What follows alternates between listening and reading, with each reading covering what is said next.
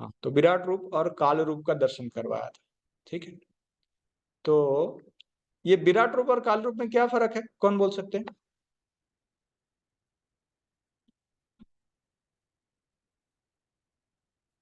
हाँ, बोलिए। प्रभु जी, विराट रूप में वो मतलब जो उत्पत्ति हो रही है उसके बारे में बता रहे थे, और काल रूप में जो डिस्ट्रक्शन हो रहा था उसके बारे में। हम्म, ठीक है, ओके। और कोई बोलना चाहेंगे?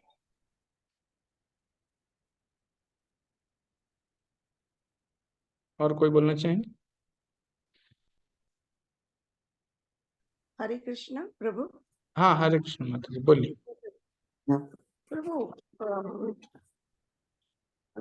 ये विश्व रूप में उन्होंने अपने ऐश्वर्य दिखाए है कि मैं ही शिव हूँ, मैं ही गणेश हूँ, मैं सब मतलब देवी देवता सब मतलब मैं हूँ। इस तरह से बताया गया है कि सब हम्म संसार मुझ में है, अनेक हम्म अनेक ब्रह्मांड लगे हैं। और काल रूप में मैं सबको मतलब हम्म मतलब दांतों से मतलब खा रहा हूँ, मतलब मैं ही हम्म, निमित्त हूँ हर एक की मृत्यु का यस। कारण मैं ही हूँ। अच्छा, तो पहला चीज इसमें है कि भगवान के ये शक्तियां हैं, पूरे सारे शक्ति जो इंग्रेडिएंट जो प्रकरण है, ये सृष्टि के जो प्रकरण है, वो सबको एक साथ, पूरे ब्रह्मांड के प्रकरण को एक साथ कोई देखना चाहे तो कहाँ पे देख सकते हैं? देख विश्व सकते रूप हैं से, विश्व विश्व रूप। रूप से। और काल रूप में किस प्रकार से भगवान ही सारे चीजों के सब चीजों को नष्ट विनष्ट करते हैं, वो चीज को दिखा के। ठीक है, तो और दूसरा एक प्रश्न पूछ के हम आगे बढ़ेंगे आज का सत्र में। पिछला कक्षा में हमने चर्चा किया था कि तीन तरह का दृष्टि या तीन तरह का चक्षु के बारे में हमने चर्चा किया था। तो कैसे हम जाने कि ये जो विश्व रूप है ये भगवान के द्विभुज रूप से निम्न स्तर का रूप है, तो कौन बता सकते हैं?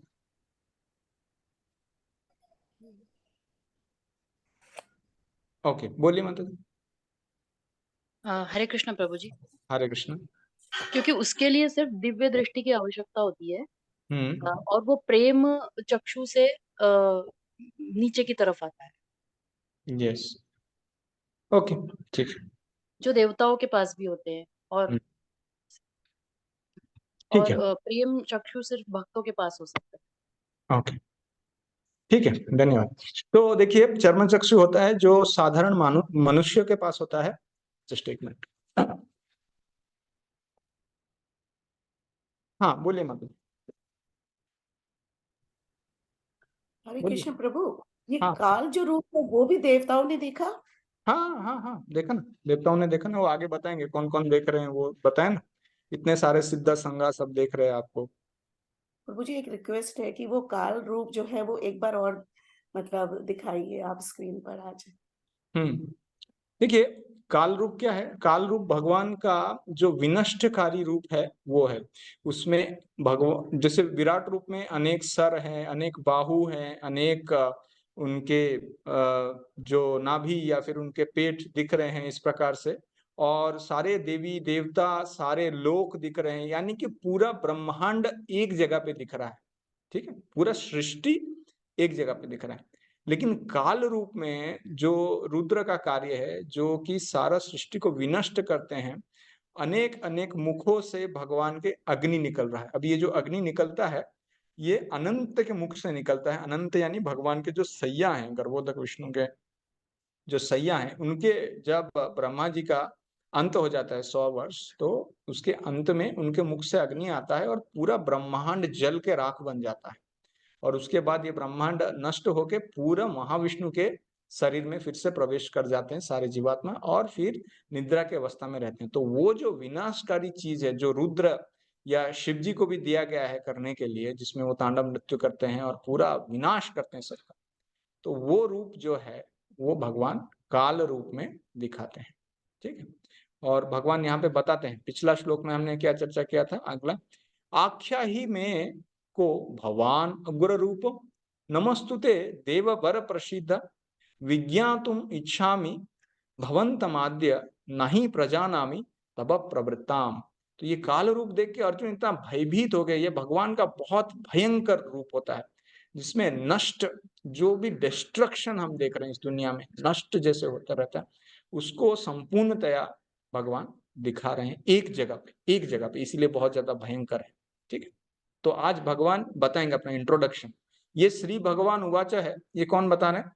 ये काल रूप बता रहे हैं, ये श्री कृष्ण का रूप नहीं है, काल रूप बता रहे हैं।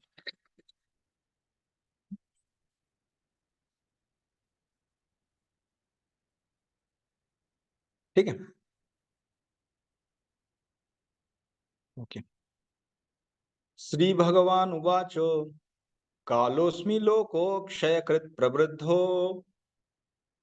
लोकान् संहार्तुम् इह प्रवृत्ता ऋतेऽपि त्वां न भविष्यन्ति सर्वे युववस्थिता प्रत्यनिकेषु योधा। कोई पढ़िए उसका अनुवाद।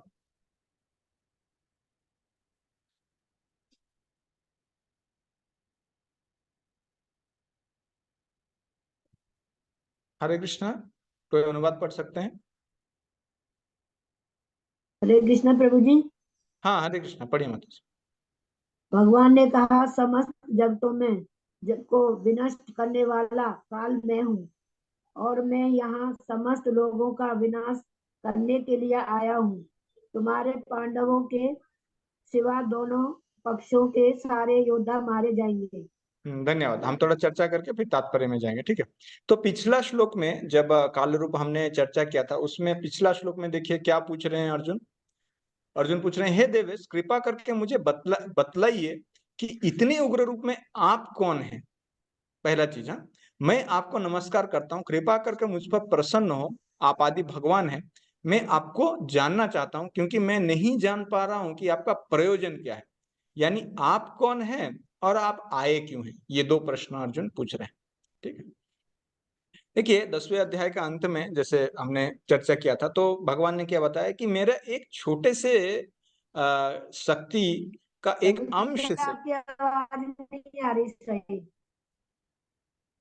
एक मिनट, मैं अपने शक्ति के छोटे से अंश से ये पूरा संसार को फैला हुआ हूं इस प्रकार से। और उसी रूप को देखने के लिए क्या हुआ कि अर्जुन ने बोला, ठीक है, अगर इस प्रकार का आपका रूप है तो कृपा करके वो रूप दिखाएं। ऐसा नहीं था कि अर्जुन को भगवान का भगवत्ता पे कोई संशय था, तो इसके लिए उन्होंने बोला कि भगवान आपका जो विराट रूप है वो दिखाई। ये तो बस जो साधारण मनुष्य है उनको समझाने के लिए इस प्रकार से उन्होंने बताया। क्योंकि साधारण मनुष्य में क्या होता है कि बहुत बड़ा चीज देखने से उनको समझ में आता है कि अरे ये कुछ तो है इसमें, इस प्रकार से वो समझते हैं। मैजेस्टिक फॉर्म देख के वो समझ में आता है कि अरे ये भगवान है। तो भक्तों को इस प्रकार का रूप देखने का कोई इच्छा या अभिलाषा नहीं होता है, लेकिन ये रूप साधारण मनुष्य को दिखाने से उनको समझ में आता है कि ये क्या है। इसलिए कृष्ण ने विराट रूप दिखाया जो कि अद्भुत रस अर्जुन में प्रकट किया, और बाद में काल रूप दिखाया जिसमें विभत्स रस प्रकट हुआ। और वो फिर ये प्रश्न पूछ रहे हैं। और संजय पूरा चीज बता रहे थे जब वो विराट रूप देख रहे थे भगवान का कि इतने सारे मुख हैं, इतने सारे आपके पेट हैं, और अर्जुन ये सब देख के भयभीत हो गए पिछले श्लोक में, है ना। तो कौन है आप और आपका क्या प्रयोजन है, ये पूछ रहे। तो कालोस्मि लोकोक्षय यानी लोग या अलग अलग लोग या फिर जन को क्षय कृत, मैं ही क्षय करता हूं ये सारे, तो मैं समय हूं। अगर आप युद्ध नहीं करोगे, वो भगवान अर्जुन को इस प्रकार से बताते हैं, फिर भी ये लोग क्षय मैं कर दूंगा इन लोगों को, क्योंकि मैं ही मार रहा हूं। तो यहाँ पे एक सिंगल लाइन में एक भक्त बता रहे थे विश्व रूप और काल रूप कैसे हम बता सकते हैं, जैसे पूछ रहे थे अभी। तो विश्व रूप क्या है?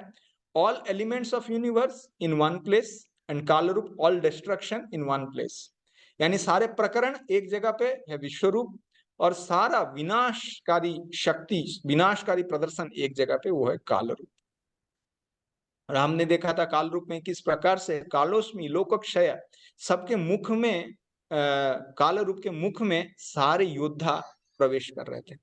और तो मैं क्या करने वाला हूं, आपका क्या प्रयोजन है? तो लोकक्षय, पिछला हमने श्लोक में देखा कि भगवान को पूछ रहे हैं, काल रूप को अर्जुन पूछ रहे हैं आपका प्रयोजन क्या है। तो भगवान क्या बता रहे हैं? लोकोक्षय कृत, मैं सबको नष्ट करने वाला हूँ, विनाश करने वाला हूँ, और मैं आया हूं यहाँ पे सब नष्ट करने के लिए। लेकिन आत्माओं को मैं नष्ट नहीं करूंगा, क्योंकि आत्मा नष्ट नहीं हो सकते, हमने द्वितीय अध्याय में देखा था। और ऋतेपि त्वाम, ये ऋतेपि त्वाम, ये जो है ऋतेपि त्वाम भविष्यन्ति सर्वे, ये आपको छोड़कर बाकी पांडवों को और पांडवों के कुछ साथी राजाओं को छोड़ के बाकी सबको मैं नष्ट कर दूंगा। और ये क्यों है? क्योंकि भगवान जब अवतरित होते हैं तो धार्मिक लोगों का, पुण्यात्माओं का रक्षा करते हैं और दुर्दांत यानी असुरों का निधान करते हैं। धर्म संस्थापनार्थाय संभवामि युगे युगे, और उसके कारण भगवान भगवत गीता भी बताते हैं। ठीक है माता जी, ओमकार प्रणित माता जी, आप पढ़िए इसका तात्पर्य। यद्यपि अर्जुन चाहता था कि कृष्ण उसके मित्र तथा भगवान है, तो भी वह कृष्ण के विविध रूपों को देखकर चकित था। इसलिए उसने इस विनाशकारी शक्ति के उद्देश्य के बारे में पूछताछ की। वेदों में लिखा है कि परम सत्य हर वस्तु को, यहाँ तक कि ब्राह्मणों को भी नष्ट कर देते हैं। कठोपनिषद में 9:2-14 वचन है, यस्य ब्रह्म च क्षेत्रम च छत्रम च उभे भवत आदेन मृत्युर्यस्यो सेचनम क इत्या वेद पर्यत्र सह। अनंत सारे ब्राह्मण, क्षत्रिय तथा अन्य सभी परमेश्वर द्वारा काल कवलित होते हैं। परमेश्वर का यह रूप सबका भक्षण करने वाला है, और यहाँ पर कृष्ण अपने को सर्वभक्षी काल के रूप में प्रस्तुत करते हैं। केवल कुछ पांडवों के अतिरिक्त युद्ध भूमि में आए सभी लोग उनके द्वारा भक्षित होंगे। अर्जुन लड़ने के पक्ष में न था, वह युद्ध न करना श्रेयस्कर समझता था, क्योंकि तब किसी प्रकार की निराशा न होती। किंतु भगवान का उत्तर है कि यदि वह नहीं लड़ता तो भी सारे लोग उनके ग्रास बनते, क्योंकि यही उनकी इच्छा है। यदि अर्जुन नहीं लड़ता तो वह सब अन्य विधि से मरते। मृत्यु रोकी नहीं जा सकती, चाहे वह लड़े या नहीं।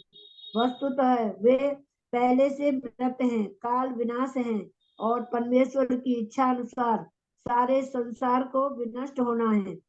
यह प्रकृति का नियम है। धन्यवाद। एक मिनट, ये थोड़ा सा हैंग हो रहा है। हरे कृष्ण। हरे कृष्ण, धन्यवाद।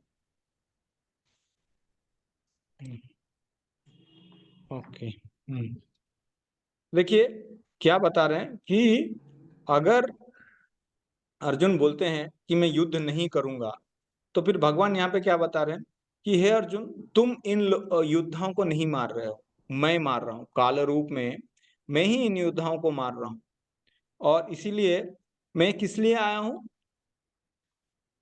ओके, एक मिनट। मैं लोकोक्षय, इन सबको नष्ट करने के लिए आया हूँ। आप मेरा निमित्त बन के युद्ध करो। अगर आप युद्ध छोड़ के घर चले जाओगे तो ऐसा नहीं होगा कि युद्ध बंद हो जाएगा, सारे बाकी योद्धा घर चले जाएंगे, चलो अर्जुन तो युद्ध छोड़ के चला गया, अभी हम युद्ध नहीं करेंगे। नहीं, इस प्रकार से नहीं। बाकी योद्धा युद्ध करेंगे, सबका मृत्यु हो जाएगा, जिनको मरना है वो मर जाएंगे, जिनको बचना है उनको मैं बचा लूंगा। तो आप मेरा निमित्त बनिए। ठीक है। साध्वी लक्ष्मी प्रिया माता जी, आपका कोई प्रश्न है? हरे कृष्ण। हाँ, पढ़ने के लिए क्या था? ओके, ठीक है, नेक्स्ट आप पढ़ें।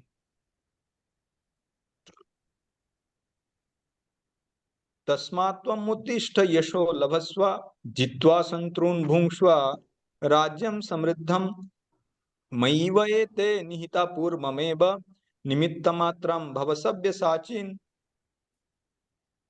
अतः उठो, लड़ने के लिए तैयार हो और यश अर्जित करो। अपने शत्रुओं को जीतकर संपन्न राज को भोग करो। यह सब मेरे द्वारा पहले ही मारे जा चुके हैं, और हे सब्यसाची, तुम तो युद्ध में केवल निमित्त मात्र हो सकते हो। हरे कृष्ण। धन्यवाद। तो इसका चर्चा हम थोड़ा विस्तृत रूप से करेंगे। एक मिनट में थोड़ा सा एक फाइल निकालना, कमेंट्री थोड़ा।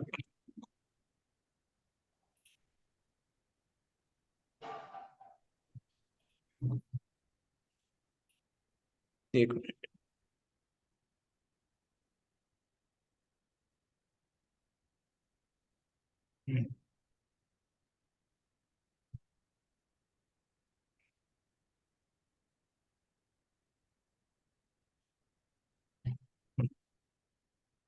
ठीक है।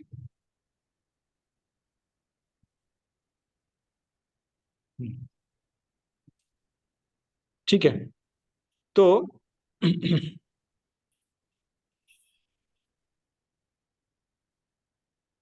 Okay, yes. तो क्या बता रहे हैं यहाँ पे भगवान, निमित्र मात्रम भव सव्यसाची तस्मात् त्वम उत्तिष्ठ यशो लभस्व। तस्मात्, तस्मात् मतलब क्या, तस्मात् यानी देयरफॉर, यानी जब हम किसी चीज को कंक्लूड करते हैं तो क्या बोलते हैं, तस्मात्, देयरफॉर। तो भगवान कंक्लूड कर रहे हैं इस प्रकार से कि आप उठो, उत्तिष्ठो यशो लभस्व, आप यश को ले लो, ये क्रेडिट ले लो, और अपने सारे उन शत्रुओं को मार डालो जिनको मैंने मारा हुआ है।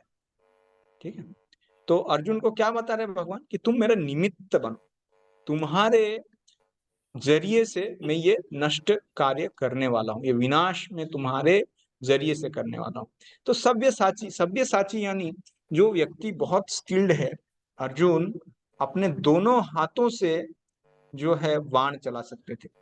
एक हाथ से बाण चलाना मुश्किल है, अर्जुन दोनों हाथों से बाण चलाते थे, उनका नाम है सव्यसाची। तो हे अर्जुन, भगवान बोल रहे हैं अगर समय दुनिया किसी चीज का विनाश कर देता है तो क्या बोलते हैं कि अरे क्या बात है, ये समय ने कितना सुंदर तरीके से ये युद्ध जीत लिया है, इतने सारे योद्धाओं को मार डाला है। कोई करता है क्या ऐसा? नहीं, कभी नहीं करता। लेकिन अगर कोई योद्धा मारता है युद्ध में और विजयी होता है तो लोग बहुत प्रशंसा करते हैं, अरे क्या मारा, ऐसे बाण चलाए, दोनों हाथों से बाण चलाए, एक बार में 1000 बाण चलाए और बहुत सारे योद्धाओं को मार के इन्होंने यशस्वी हो गए, जीत गए ये युद्ध, तो उनका बहुत गुणगान। तो इसलिए भगवान बोल रहे हैं कि तुम ये यश ले लो। तो इससे सीखने वाली बात क्या है, इससे सीखने वाली बात हमारे जीवन में, साधकों के जीवन में ये यही है कि जो भी कुछ सेवाएं हम करते हैं, जो भी कुछ कार्य हम करते हैं, या फिर कुछ चीज प्राप्त करते हैं, तो ये भगवान हमसे करवा रहे हैं, गुरु हमसे करवा रहे हैं, वैष्णव की मदद से हम करवा रहे हैं। तो ये हम खुद नहीं कर रहे हैं, हम तो बस एक निमित्त बन रहे हैं उसमें। तो ये सबको मई एवे निहिता पूर्वम एव, तो मैं इन सबको पहले से ही मार चुका हूँ। पहले से ही मार चुका हूँ मतलब मरे हुए हैं, मरे हुए हैं ये सब, है ना। तो केवल तुम क्या करो, तुम युद्ध करो मेरा निमित्त बन के। क्योंकि अर्जुन के मन में थोड़ा सा संशय था। द्रोणाचार्य जो कि उनके शिक्षक थे, जिन्होंने बाण का विद्या सिखाया था उनको, वो किसके पक्ष में थे, कौरव के पक्ष में। अभी जो टीचर ने हजार हजार स्टूडेंट्स को पढ़ाया है, उसके बदले में एक स्टूडेंट उससे कैसे फाइट कर सकता है, कैसे युद्ध कर सकता है। तो इनके ऊपर बहुत कॉन्फिडेंस था दुर्योधन का कि मेरे साथ द्रोण है। वो खाली द्रोण नहीं, भीष्म है। भीष्म में किसको परास्त किया था, परशुराम को परास्त किया था। तो भीष्म, द्रोण और कर्ण है। कर्ण हालांकि उसके कई सारे श्राप थे, फिर भी वो क्या है, वो बहुत शक्तिशाली था। तो कृष्ण क्या बता रहे हैं कि मैं तुम्हें शक्ति दूंगा, आगे आएगा, नाम आएगा किस किस का मृत्यु हो चुका है। तो द्रोण, भीष्म, ये और कर्ण, इन सब को मारने के लिए मैं तुम्हें शक्ति प्रदान करूंगा। तो कई बार देखा जाता है कि ये निमित्त समझने के लिए एक उदाहरण दिया जाता है। कई बार कभी होता है कि ऐसा एक पत्थर रहता है, बहुत बड़ा पत्थर रहता है, उसको हटाने के लिए बहुत मुश्किल होता है। तो मान लीजिए कि 10 भक्त आए और उसको हटाने का कोशिश कर रहे हैं, बहुत कोशिश कर रहे हैं, बहुत कोशिश कर रहे हैं, कुछ हो नहीं रहा, थक गए और बैठ गए। और थके हुए हैं, बैठे हुए हैं, और अंत में मान लीजिए कि कोई और भक्त आ गए और उन्होंने बस थोड़ा सा हाथ लगा दिया तो वो हट गया रास्ते से। तो अभी क्रेडिट किसको जाएगा, वो 10 भक्त जिन्होंने 1 घंटे से उसको धक्का दे रहे थे उनको जाएगा, या जिन्होंने किया उनको जाएगा। तो इस प्रकार से है कि अर्जुन, कृष्ण ने सारे योद्धाओं को मार के रखा है, तो वो मरे हुए हैं, वैसे वो युद्ध भूमि से जिंदा नहीं जाने वाले। तो फिर अर्जुन तुम युद्ध करो और तुम यश ले लो, इस प्रकार से भगवान बोल रहे हैं, है ना। फिर और क्या है तो ये जो है, देखिए कि भगवान का किस प्रकार का एक व्यक्तित्व है, या भगवान का किस प्रकार का नेचर, हम जिसको बोलते हैं प्रकृति है। इस संसार में हम देखते हैं कि कोई मास्टर यानी कोई व्यक्ति सुपीरियर होता है, कोई इंफीरियर होता है, कोई उसके सबऑर्डिनेट होता है। जैसे कोई व्यक्ति रहता है, उसके नीचे उसके कोई सर्वेंट रहते हैं या दास रहते हैं। तो वो व्यक्ति कभी चाहता नहीं कि उससे ऊपर, उसके नीचे जो कार्य कर रहा है वो उसके ऊपर जाए, क्योंकि उसके मन में इनसिक्योरिटी आता है, अरे ये मेरे से ऊपर कैसे जा सकता है, अरे मैं इतने साल से ये चीज कर रहा हूँ, मैं इसमें एक्सपर्ट हूँ, ये मेरे से ऊपर नहीं जाना चाहिए, ऐसा भावना रहता है। लेकिन कृष्णा इस प्रकार से इनसिक्योर भगवान नहीं, इनसिक्योर को पता नहीं अभी हिंदी में कैसे बोलेंगे, इन सबको समझ में आता है मेरे ख्याल से। इनसिक्योर नहीं है भगवान, भगवान चाहते हैं। और भगवान कौन सा रोल प्ले कर रहे हैं, कौन सा दायित्व लिए भगवान ने, एक रथी, वो रथ चलाने वाले का, रथ चलाने वाले को क्या क्रेडिट मिलता है, इन्होंने रथ चलाया, उसको तो कभी कभी शूद्र के कैटेगरी में भी गिना जाता है, लेकिन भगवान इस प्रकार से कार्य कर रहे हैं। तो कृष्णा इनसिक्योर नहीं है कि मेरा भक्त मेरा सारा ग्लोरी नहीं देगा, नहीं। जैसे एक पिताजी रहते हैं, अपने बेटे को संपूर्णतया यश प्रदान करना चाहते हैं, और जब बेटा पिताजी से ज्यादा यशस्वी हो जाता है तो पिताजी कितने खुश हो जाते हैं, अरे क्या बात है मेरा बेटा। इस प्रकार से भगवान भी चाहते हैं कि यश प्रदान करने के लिए अपने भक्तों को। तो इसीलिए अर्जुन को भगवान क्या बता रहे हैं कि बिना गर्व के तुम अपने सारे शक्ति को इस्तेमाल करो, और पूर्व में मेरे द्वारा ही इन सब का मृत्यु हो गया है, तो तुम केवल युद्ध करो। ठीक है, अभी पढ़िए। तात्पर्य सब्यसाची का अर्थ है वह जो युद्ध भूमि में अत्यंत कौशल के साथ तीर छोड़ सके। इस प्रकार अर्जुन का एक कटु योद्धा के रूप में संबोधित किया गया है, जो अपने शत्रुओं को तीर से मारकर मौत के घाट उतार सकता है। निमित्त मात्र, केवल कारण मात्र, यह शब्द भी अत्यंत महत्वपूर्ण है। संसार भगवान की इच्छानुसार गतिमान है। अल्पज्ञ पुरुष सोचते हैं कि यह प्रकृति बिना किसी योजना के गतिशील है और सारी सृष्टि आकस्मिक है। ऐसे अनेक तथाकथित विज्ञानी हैं जो यह सुझाव रखते हैं कि संभवतः यह ऐसा था या ऐसा हो सकता है, किंतु इस प्रकार के शायद या हो सकता है का प्रश्न ही नहीं उठता। प्रकृति द्वारा विशेष योजना संचालित की जा रही है। यह योजना क्या है? यह विराट जगत बद्ध जीवों के लिए भगवान के धाम वापस जाने के लिए सुअवसर सुयोग है।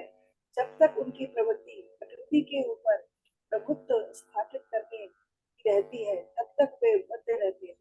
किंतु जो कोई भी परमेश्वर की इस योजना इच्छा को समझ लेता है और कृष्ण भावनामृत का अनुशीलन करता है, वह परम बुद्धिमान है। इस जगत की उत्पत्ति तथा उसका संहार ईश्वर की परम अध्यक्षता में होता है। इस प्रकार कुरुक्षेत्र का युद्ध ईश्वर के योजना के अनुसार लड़ा गया। अर्जुन युद्ध करने से मना कर रहा था, किंतु उसे बताया गया कि परमेश्वर की इच्छा अनुसार उसे करना होगा, तभी वह सुखी होगा। यदि कोई कृष्ण भावनामृत से पूरित हो और उसका जीवन भगवान की दिव्य सेवा में अटूट हो, तो समझो कि वह कृतार्थ है। धन्यवाद। हरे कृष्ण। तो देखिए यहाँ पे बहुत गहरा चीज सीखने के लिए हमें मिलेगा कि पहला चीज ये है कि ईश्वर की इच्छा के अनुसार ये संसार चल रहा है। तो हमें बस, जैसे यहाँ पे लिखा गया है, विराट जगत बद्ध जीवों के लिए भगवान के धाम वापस जाने के लिए सुअवसर है। तो इसको रिफॉर्मेशन सेंटर बोलते हैं अंग्रेजी में, रिफॉर्मेशन सेंटर, या फिर कभी कभी हम इसको कोई जेल खाना का भी उदाहरण दिया जाता है। जैसे कोई व्यक्ति हो जो जिसने कुछ गलत कार्य किया है, तो उसको फिर जेल में डाला जाता है। तो जेल में ऐसा माना जाता है कि उसका जो चरित्र है वो सुधर जाएगा, वो सुधर कर बाहर निकलेगा और सही कार्य में लगेगा। तो हम देखते हैं संसार किस प्रकार से भगवान ने रचना किया है कि संसार में कोई भक्ति नहीं करता है, भौतिकवादी जीवन यापन करना चाहता है, इंद्रियों का भोग करना चाहता है, भगवान को नकारना चाहता है। इस प्रकार के उसका जो नियोजन है, उसका जो प्लान है, उसका जो इफर्ट्स हैं, वैसा करने से क्या होगा, वैसा करते करते वो थक जाएगा, वो फ्रस्ट्रेटेड हो जाएगा, वो हताश हो जाएगा, और हताश होने के बाद क्या करेगा, भाग्यवश अगर कभी भक्तों का संग में आ गया तो फिर भक्ति चालू करके वो भगवान के धाम वापस जा सकता है। तो ये संसार बनाया ही ऐसा गया है कि कोई भी व्यक्ति यहाँ पे संपूर्णतः आनंदित नहीं रह सकता, दुखालयम अशाश्वतम है। और जब वो इंद्रियों का भोग करने का कोशिश करेगा तो वो हताश हो जाएगा, और हताश होने के बाद भगवान के शरण में जाके असली आनंद को प्राप्त कर सकता है। ये चीज जरूरी है कि कोई लोग बोले फिर भगवान ने हमें इधर क्यों छोड़ दिया, इधर ही हमें इधर ही हमें दे देना चाहिए था आध्यात्मिक जगत का सुख। नहीं, जीवात्मा भौतिक जगत में आध्यात्मिक जगत का सुख भोग नहीं कर सकता है, क्योंकि वो भगवान के साथ ही परम आनंद का प्राप्ति कर सकता है। इसीलिए उसको भगवत धाम जाने के बाद ही संपूर्ण आनंद प्राप्त करेगा। उसके लिए माया का सारा रचना है।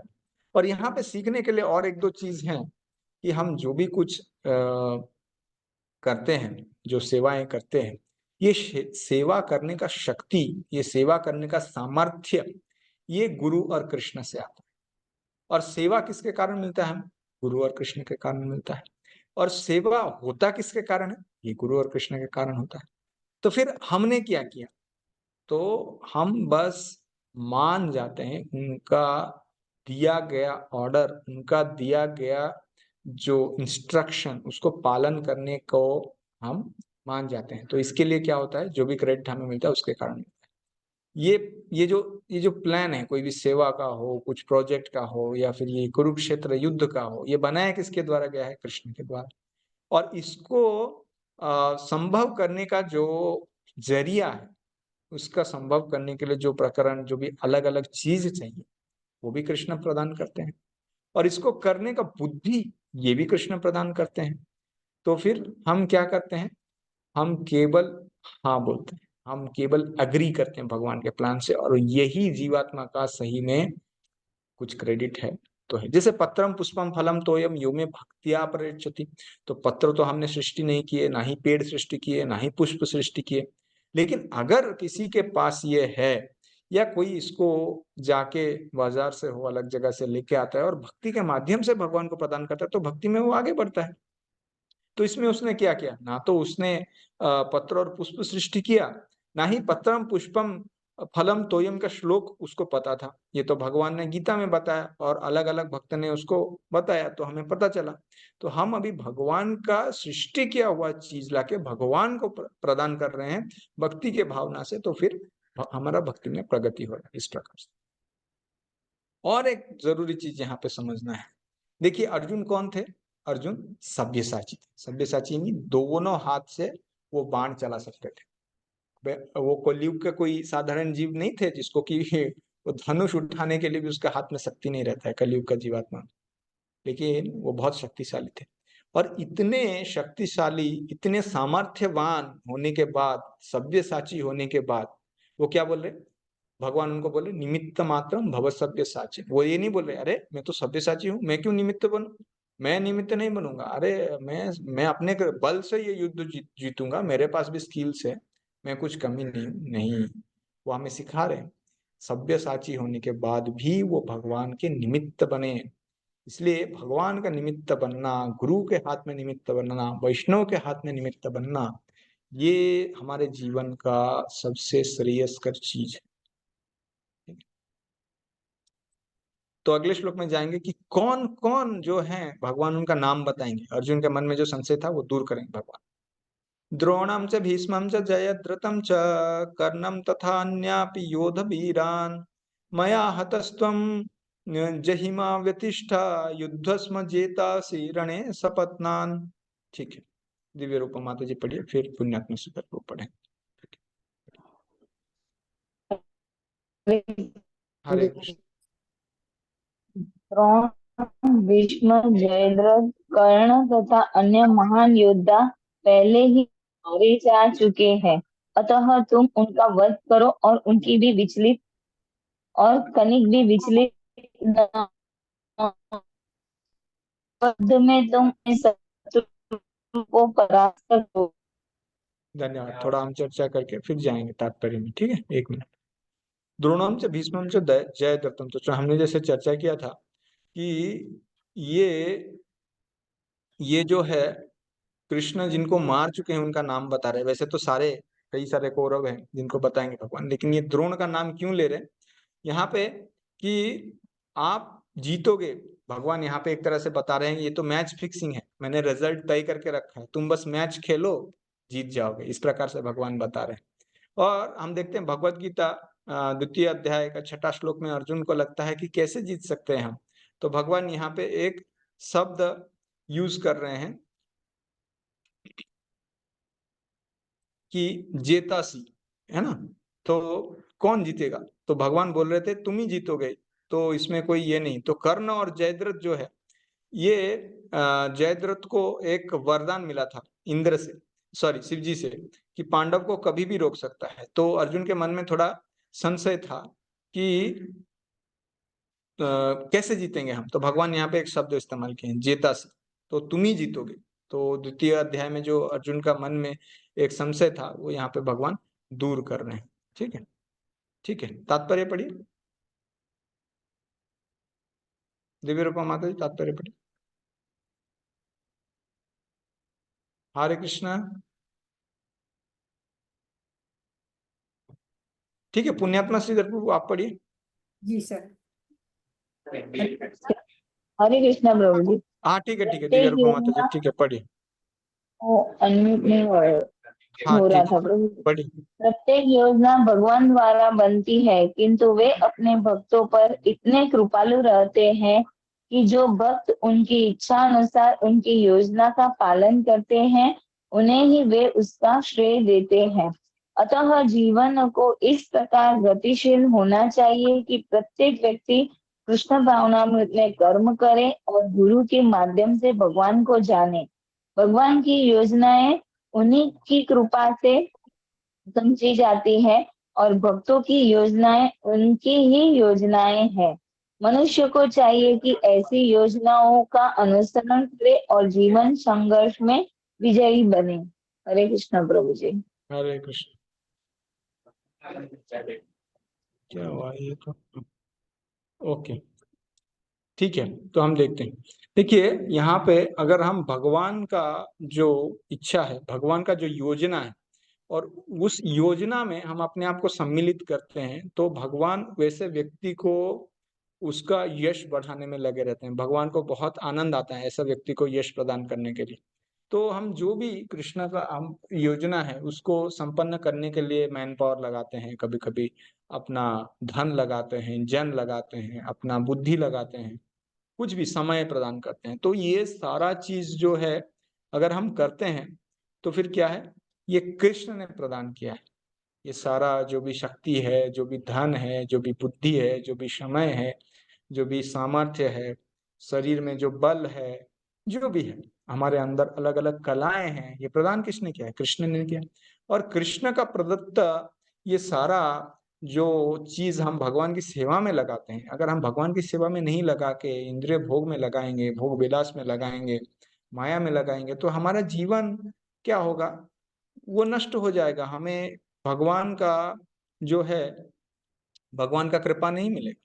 और अगर हम उसको भगवान का सेवा में इस्तेमाल करेंगे तो हम भगवत धाम जा सकते हैं। और जब भी सेवा में हमें सेवा करने से या भगवत भक्ति करने से कभी कभी उसमें कुछ फल मिलता है, तो ये जानना चाहिए कि ये कहाँ से आ रहा है। अगर मान लीजिए कोई कौवा रहता है और कौवा क्या करता है कि मोर के पंख लाके लगा देता है और नाचने लगता है, तो फिर वो केवल हास्यास्पद होगा, इससे उसके ज्यादा कुछ ये नहीं होगा। उसको बोरोड प्लूम्स बोलते हैं। वो मोर का पंख लाके अपने पीछे लगा के अगर डांस करेगा, इसलिए ये सारे चीज किसके हैं, भगवान के हैं। हमें ये समझना चाहिए, और इसलिए भगवान ही ये प्रदान कर रहे हैं। और भगवान का योजना में अगर अपने आप को हम सम्मिलित करेंगे तो फिर हमें उनका कृपा प्राप्त होगा। ठीक है, तो अगला श्लोक में जाते हैं। यहाँ पे स्पीकर संजय थोड़ा ये करते हैं। तो संजय उवाच, संजय बोलते हैं, एतत् श्रुत्वा वचनं केशवस्य कृतांजलि वेपमान किरीटी नमस्कृत्वा भूय एवाह कृष्णं सगद्गदं भीत भीत प्रणम्य। ठीक है, कौन पढ़ेंगे, पुण्यात, हाँ ठीक हरे है, कृष्ण। पुण्यात्मा श्रीधर प्रभु, फिर उषा वाले माता जी, फिर अगला श्लोक सुमंगल सखा। संजय ने धृतराष्ट्र से कहा, हे राजा, भगवान के मुख से इन वचनों को सुनकर कांपते हुए अर्जुन ने हाथ जोड़कर उन्हें बारंबार नमस्कार किया। फिर उसने भयभीत होकर अवरुद्ध स्वर में कृष्ण से इस प्रकार कहा। धन्यवाद। ठीक है, हम थोड़ा सा केवल चर्चा करते हैं। एतत् श्रुत्वा, तो यहाँ पे ये जो है भीता भीता जो है वो विभत्स रस, अर्जुन के अंदर भय आ गया है कि वो भगवान को देख के। तो अर्जुन को ऑलरेडी बताया, एतत् श्रुत्वा, भगवान ने ऑलरेडी उनको बताया कि तुम क्या करो, तुम मेरा जो है निमित्त बनो, तो गदगद और भयभीत हो गए। एक तो है नमस्कार कर रहे हैं, कृतांजलि यानी हाथ जोड़े हुए हैं, और उसके बाद भी उनके मन में भय है। ठीक है, प्रणाम करते हुए। ठीक है, पढ़िए तात्पर्य। जैसा कि पहले कहा जा चुका है, भगवान के विश्व रूप के कारण अर्जुन आश्चर्यचकित था। अतः वह कृष्ण को बारंबार नमस्कार करने लगा और अवरुद्ध कंठ से आश्चर्य से वह कृष्ण की प्रार्थना मित्र के रूप में नहीं अपितु भक्त के रूप में करने लगा। हाँ, अभी अर्जुन पहले आगे जाके क्षमा याचना करेंगे, उनको समझ में आएगा भगवान का वास्तविक स्थिति क्या है, वो थोड़ा भयभीत हो जाएंगे, यानी थोड़ा फॉर्मल वे में डील करेंगे, आगे आएगा, प्रार्थनाओं में आएगा। तो अभी अर्जुन इस प्रकार से प्रार्थना कर रहे हैं। तो अर्जुन को किरीटी इसलिए बोला गया है क्योंकि ये जो है, ये वो उनको इंद्र ने एक किरीट यानी एक हेलमेट दिया था, मुकुट दिया था, जो वो पहनते थे। जब अर्जुन ने इंद्रों के जो शत्रु है उनका हत कर दिया उसके बाद, तो अर्जुन के पास इतना सब कुछ शक्ति होने के बाद भी वो भयभीत होकर कांपने लगे, और उसके बाद भगवान से इस प्रकार से प्रार्थना करने लगे। ठीक है, अर्जुन उवाच स्थाने ऋषिकेश तव प्रकृत्या जगत प्रहस्यति अनुरज्यते च रक्षांसि भीतानि दिशो द्रवन्ति सर्वे नमस्यन्ति च सिद्ध संगा। ठीक है, अभी कौन पढ़ेंगे? अभी पढ़ेंगे उषा, उषा वाले वो नहीं रहा। हाँ, उषा माता जी पढ़िए। हाँ, उसके बाद सुमंगल सखा प्रभु पढ़िए इसका ट्रांसलेशन। हरे कृष्ण। हरे कृष्ण। अर्जुन ने कहा, हे ऋषिकेश, आपके नाम के श्रवण से संसार हर्षित होता है और सभी लोग आपके प्रति अनुरुक्त होते हैं।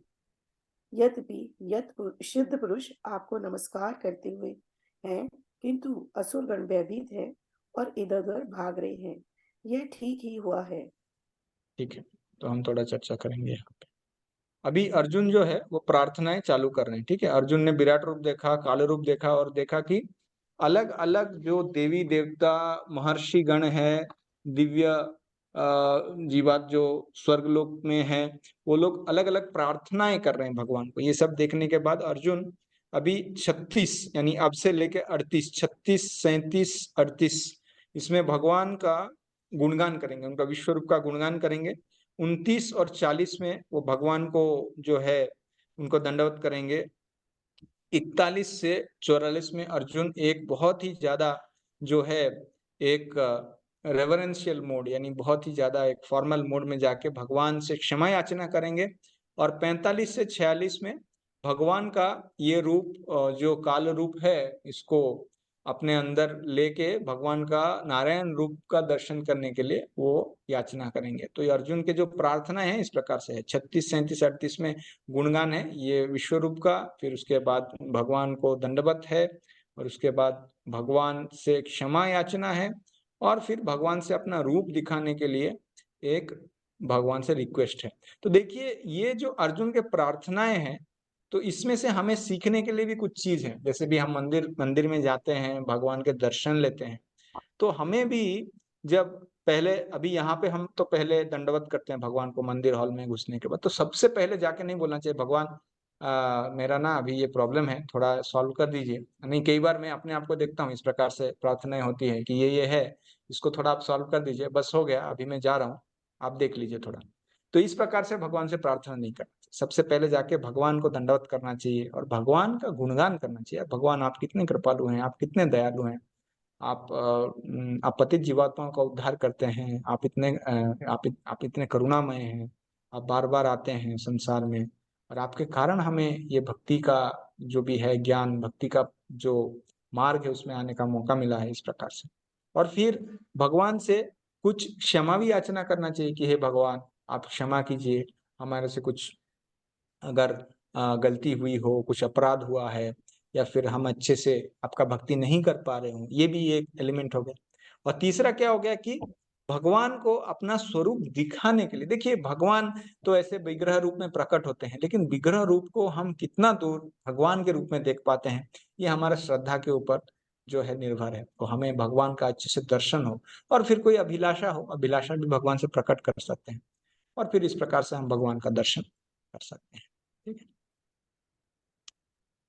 तो इसके बाद ये 11 जो श्लोक इसमें आ रहे हैं, इसमें अर्जुन थोड़ा भीत हैं, थोड़ा भयभीत हैं, लेकिन भगवान का वो गुणगान कर रहे हैं, उनका विश्व रूप का बारे में बता रहे हैं। स्थाने ऋषिकेश तप प्रकृता, सॉरी, तो बोल रहे हैं भगवान सही है कि पूरा विश्व जो है वो आपके प्रति आकर्षित है ना, लेकिन जगत प्रहर्षति, ये जगत ये आनंदित हो जाता है, अनुरज्यते च, जिसमें अनुरक्त हो जाता है, अनुरज्यते अनुरक्त हो जाता है, ये जगत आपको देख के आपसे अनुरक्त हो जाता है या हर्षित हो जाता है। लेकिन जो राक्षस गण है, दिशो द्रवंती भीतानी दिशो द्रवंती, वो डर से भाग जाते हैं। तो विश्वनाथ चक्रवर्ती बता रहे हैं कि अचानक से समझते हुए कि सौम्य बपू और विराट रूप जो है वो आकर्षक है, सौम्य बपू आकर्षक है, और विराट रूप और यहाँ पे काल रूप जो भी है वो बहुत भयानक है, ये समझते हुए अर्जुन बता रहे हैं। यानी भगवान को बता रहे हैं कि भगवान आप भक्तों को जो है इंस्पायर करते हैं, आपके प्रति आकर्षित करते हैं, और राक्षसों को आपसे दूर कर देते हैं।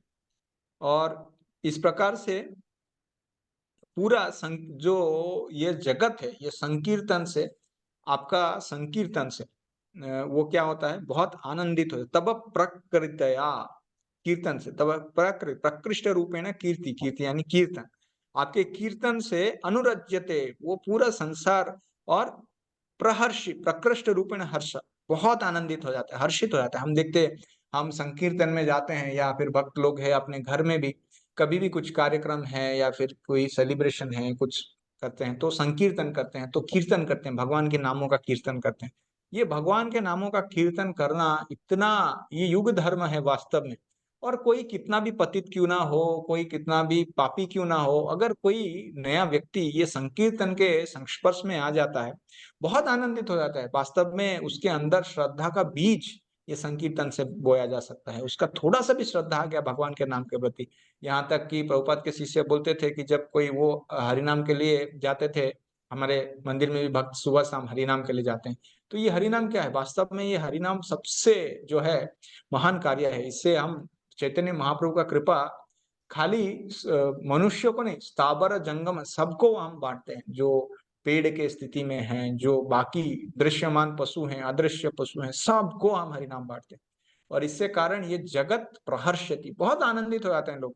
कुछ नहीं तो अपना पैर तो थपथपाते रहते हैं। आप कोई अगर संकीर्तन में गए हैं तो आप देखिए, अगर कोई इतना भी, मैंने भी देखा है कई बार ऐसे बहुत सारे एथिस्ट हैं, यानी जो भगवान को नास्तिक लोग हैं, मेरे कुछ रिलेटिव्स हैं ऐसा, तो उनको भी मैं लेके गया था एक बार यात्रा में, तो जो कभी भगवान का नाम नहीं लेते, जो कुछ भी नहीं करते, वैसे लोग भी संकीर्तन में क्या करने लगे, ताली बजाने लगे, और अंत में 3 बार हरे कृष्णा तो बोले। तो मैं बोला कि ये तो वास्तव में एक बहुत अच्छी बात है कि ऐसे व्यक्ति भी भगवान के नाम ले। तो प्रकृतिया की ऋषिकेश तब प्रकृतिया जगत प्रहर्षति, जगत में आनंद हो जाता है। और और यहाँ पे बताते हैं कि मंत्र उपनिषद में, 1 मिनट जस्ट मैं रेफरेंस के साथ आपको बताता हूँ तो अच्छा रहेगा।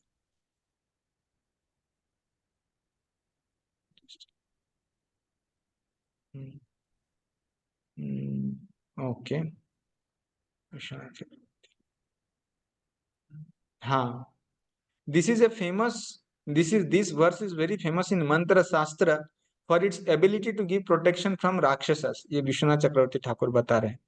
तो विश्वनाथ चक्रवर्ती बता रहे हैं कि ये जो मंत्र है, स्थाने ऋषिकेश तव प्रकृतिया, ये मंत्र शास्त्र में बहुत ही फेमस है, क्योंकि इससे बहुत भूत दानव पिशाच ये लोग भाग जाते हैं। ये वाला मंत्र, ठीक है, 1 मिनट, इसमें क्या है, हाँ ठीक है, इसका तात्पर्य पढ़िए, तात्पर्य में हम लोग तात्पर्य पढ़िए और उसके बाद आगे। तात्पर्य बाय श्री प्रभुपाद। कृष्ण से कुरुक्षेत्र युद्ध के परिणाम को सुनकर अर्जुन प्रबुद्ध हो गया और भगवान के परम भक्त तथा मित्र के रूप में उनसे बोला कि कृष्ण जो कुछ करते हैं वह सब उचित है। अर्जुन ने पुष्टि की कि कृष्ण ही पालक हैं और भक्तों के आराध्य तथा अवांछित तत्वों के संहार करता है। उनके सारे कार्य सबों के लिए समान रूप से शुभ होते हैं।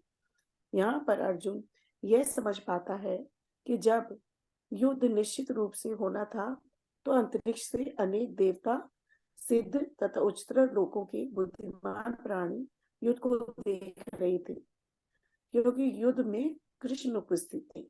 एक जब मिनट अर्जुन ने माता जी, भगवान हरे का कृष्णा, विश्वरूप देखा। हरे कृष्णा, 1 मिनट माता जी। तो यहाँ पे 1 मिनट खाली पॉज कीजिए। यहाँ पे किसी का प्रश्न था कि किस रूप को कौन देख रहे थे, तो यहाँ पे प्रभुपाद तात्पर्य में लिखते हैं कि यहाँ पर अर्जुन यह समझ पाता है कि जब युद्ध निश्चित रूप से होना था, तो अंतरिक्ष से अनेक देवता, सिद्ध और उच्चतर लोक के बुद्धिमान प्राणी युद्ध को देख रहे थे, क्योंकि युद्ध में कृष्ण उपस्थित थे। ठीक है, आपका प्रश्न का उत्तर तात्पर्य में मिल गया। ठीक है, आगे पढ़िए माता जी, धन्यवाद। जब अर्जुन ने भगवान का विश्वरूप देखा तो देवताओं को आनंद हुआ, किंतु अन्य लोग जो असुर तथा नास्तिक थे, भगवान की प्रशंसा सुनकर सहन न कर सके। वे भगवान के विनाशकारी रूप में डर कर भाग गए। भक्तों तथा नास्तिकों के प्रति भगवान के व्यवहार की अर्जुन द्वारा प्रशंसा की गई है। भक्त प्रत्येक अवस्था में भगवान का गुणगान करता है, क्योंकि वह जानता है कि वे जो कुछ भी करते हैं वह सबों के हित में है। धन्यवाद, हरे कृष्ण। तो यहाँ पे अंत में भक्त प्रत्येक अवस्था में भगवान का गुणगान करता है और वो जानता है कि वो जो भी कुछ करते हैं वो सबों के हित के लिए करते हैं। तो देखिए, जैसे विदुर विदुर और इनका संवाद होता है, उद्धव का संवाद होता है, तो वहां पे विदुर किस प्रकार से उद्धव को बताते हैं कि कृष्ण प्रकट हो गए, वो बताने के लिए इनको उद्धव बताते हैं। किसको? विदुर पूछते हैं ना उद्धव को, तो उद्धव बताते हैं। तो कृष्णा द्युम्नि निम्लोचे, जो कृष्ण का सूर्य है वो अप्रकट हो गया है। ये बता के दो प्रकार से वो वही चीज को बता रहे हैं एक अलग तरीके से, कि कृष्ण का सूर्य अप्रकट हो गया, यानी कृष्ण अप्रकट हो गए, हमारे दृश्य से अप्रकट हो गए, लेकिन कहीं और वो प्रकट हो गए हैं, इस प्रकार से। तो फिर वो पूछेंगे कि ठीक है, अगर वो फिर से कहीं पे प्रकट हो गए तो आप क्यों दुख कर रहे हैं उद्धव जी, विदुर अगर पूछेंगे तो उद्धव, ये भागवतम में आता है, तो वो बता रहे हैं कि ये तो भक्तों का केवल एक जो है, भक्तों का प्रकृति, भक्तों का एक नेचर है कि भगवान को जब वो दूर देखते हैं तो फिर उनके मन में उतना दुख होता है, जिस प्रकार से जब सूरज ढल जाता है तो जो कमल का पुष्प है वो सिकुड़ जाता है और चक्रवाक दुख में आ जाता है कि वो जो कमल का फूल का जो अंदर का हनी जो है उसको वो प्राप्त नहीं कर सकता है, इसीलिए वो दुखी है, इस प्रकार से। तो अगला श्लोक पे जाएंगे। कस्माच्च तेनं न मेरन् महात्मन् गरीयसे ब्राह्मणो अपि आदिकर्त्रे अनंत देवेश जगन्निवास त्वमक्षरं सदस असत् परम यत्। ये सुमंगल सखा प्रभु पढ़िए, फिर पुष्प को माता तात्पर्य पढ़िए सुमंगल सखा। हे महात्मा, आप ब्रह्मा से भी बढ़कर हैं, आप आदि सृष्टा हैं, तो फिर वे आपको सादर नमस्कार क्यों न करें। हे अनंत, हे देवेश, हे जगन निवास, आप परम स्रोत, अक्षर, कारणों के कारण तथा इस भौतिक जगत से परे हैं। धन्यवाद। थोड़ा सा हम चर्चा करें तो आपको क्यों हम ये नहीं करें, हे भगवान आप ब्रह्मा जी से भी महान है ना, आप आदि कर्ता हैं। इस प्रकार से भगवान को अलग अलग शब्दों से यहाँ पे क्या कर रहे हैं, वो भगवान का गुणगान कर रहे हैं अर्जुन, कि भगवान कैसे सभी के सराहनीय हैं। ये आगे के 4 श्लोक में वो बताएंगे कि भगवान कैसे सारे चीजों के एसेंस, सार है ना। तो गरीय से कि आप आदि करता हैं, आप गरीय से ब्राह्मण हो, आप ब्रह्मा जी से भी बड़े हैं। अनंत देवेश जगत निवास, और हाँ तुम अक्षरम पे आएंगे आदमी। तो गरीय से ब्राह्मण हो, आप ब्रह्मा जी से भी महान है और आदि करता है, संसार के आदि करता है। आप अनंत हैं, आप देवेश, देवेश यानी आप ईशों के ईश है, जो देवताएं हैं उनका देव भी आप हैं। और आप जगत निवास हैं, जगत के आश्रय हैं। जगत के कैसे आश्रय हैं? अरे जगत के आश्रय इसलिए हैं क्योंकि गर्भोदक्षाई विष्णु, जब ये ब्रह्मा जी का दिन का अंत होता है तो सब जीवात्मा जाके गर्भोदक्षाई विष्णु के अंतर या वो जो कमल का फूल है उसमें जाके सारे जीवात्मा सो जाते हैं, और उसके साथ ब्रह्मा जी जाके इनके नाभि में सो जाते हैं गर्भोदक्षाई विष्णु के। या फिर जब पूरा संसार का अंत होता है तो महाविष्णु के अंदर ही सारे जीवात्मा चले जाते हैं। तो सबका निवास कहाँ पे है? फिर सब कहाँ से आ रहे हैं? भगवान से ही तो आ रहे हैं। ये पूरा हमने जो चर्चा किया था, सारे जीवात्मा, फिर जो प्रधान, ये सारे चीज तो भगवान से आ रहे हैं। तो जगत निवास है भगवान, सबके निवास स्थान है ना, इस प्रकार से। ठीक है, आप तात्पर्य पढ़ सकते हैं, पढ़िए। अर्जुन इस प्रकार नमस्कार करके यह सूचित करता है कि कृष्ण सबों के पूजनीय हैं, वे सर्वव्यापी हैं और प्रत्येक जीव की आत्मा है। अर्जुन कृष्ण को महात्मा कहकर संबोधित करता है, जिसका अर्थ है कि वे उदार तथा अनंत हैं। अनंत सूचित करता है कि ऐसा कुछ भी नहीं जो भगवान की शक्ति और प्रभाव से आच्छादित न हो। और देवेश का अर्थ है कि वे समस्त देवताओं के नियंता हैं और उन सब के ऊपर हैं। वे समग्र विश्व के आश्रय हैं। अर्जुन ने भी सोचा कि यह सर्वथा उपयुक्त है कि सारे सिद्ध तथा शक्तिशाली देवता भगवान को नमस्कार करते हैं, क्योंकि उनसे बढ़कर कोई नहीं है। अर्जुन विशेष रूप से उल्लेख करता है कि कृष्ण ब्रह्मा से भी बढ़कर हैं, क्योंकि ब्रह्मा उन्हीं के द्वारा उत्पन्न हुए। ब्रह्मा का जन्म कृष्ण के पूर्ण विस्तार गर्भोदक्षाई विष्णु की नाभि से निकलने कमल नाल से हुआ। अतः ब्रह्मा तथा ब्रह्मा से उत्पन्न शिव एवं अन्य सारे देवताओं को चाहिए कि उन्हें नमस्कार करें। श्रीमद् भागवत में कहा गया है कि शिव, ब्रह्मा तथा इन जैसे अन्य देवता भगवान का आदर करते हैं। अक्षरम शब्द अत्यंत महत्वपूर्ण है, क्योंकि यह जगत विनाशशील है, किंतु भगवान इस जगत से परे हैं। वे समस्त कारणों के कारण हैं, अतएव वे इस भौतिक प्रकृति के तथा इस दृश्य जगत के समस्त बद्ध जीवों से श्रेष्ठ हैं, इसलिए वे परमेश्वर हैं। धन्यवाद। ठीक है, हम थोड़ा सा देखेंगे इस पे, कोई अगर ओके। अकस्मात तो महात्मन बोल रहे हैं अनंत जो हर जगह पे फैले हुए हैं, देवेश जो देवताओं को संभालते हैं, जगत निवास। और क्यों भला वो भक्त आपको रिस्पेक्ट या आपको सम्मान नहीं करेंगे? करना ही चाहिए। तो यहाँ पे इस प्रकार से बलदेव विद्याभूषण बता रहे हैं। और आपको सभी सम्मान करना चाहिए, क्योंकि आप ब्रह्मा जी से गरीय से, आप उनसे भी बड़े हो। और सारे जो भी जो प्रकृति के अलग अलग चीजें हैं जिससे सृष्टि होता है, वो उसके सृष्टिकर्ता आप हो। तो अक्षरम, तो अक्षरम को बलदेव विद्याभूषण बताते हैं जो जीव जो प्रकृति के साथ मिला हुआ है, प्रकृति के जंजाल में है, उसको अक्षरम बोलते हैं। और प्रकृति जिसमें कि सत असत जो यहाँ पे लिखा गया, सत असत मतलब ये स्थूल और सूक्ष्म प्रकृति, और उससे तत्परम जो जीव जो प्रकृति से मिला हुआ नहीं है, उस प्रकार से जो मुक्त जीव है।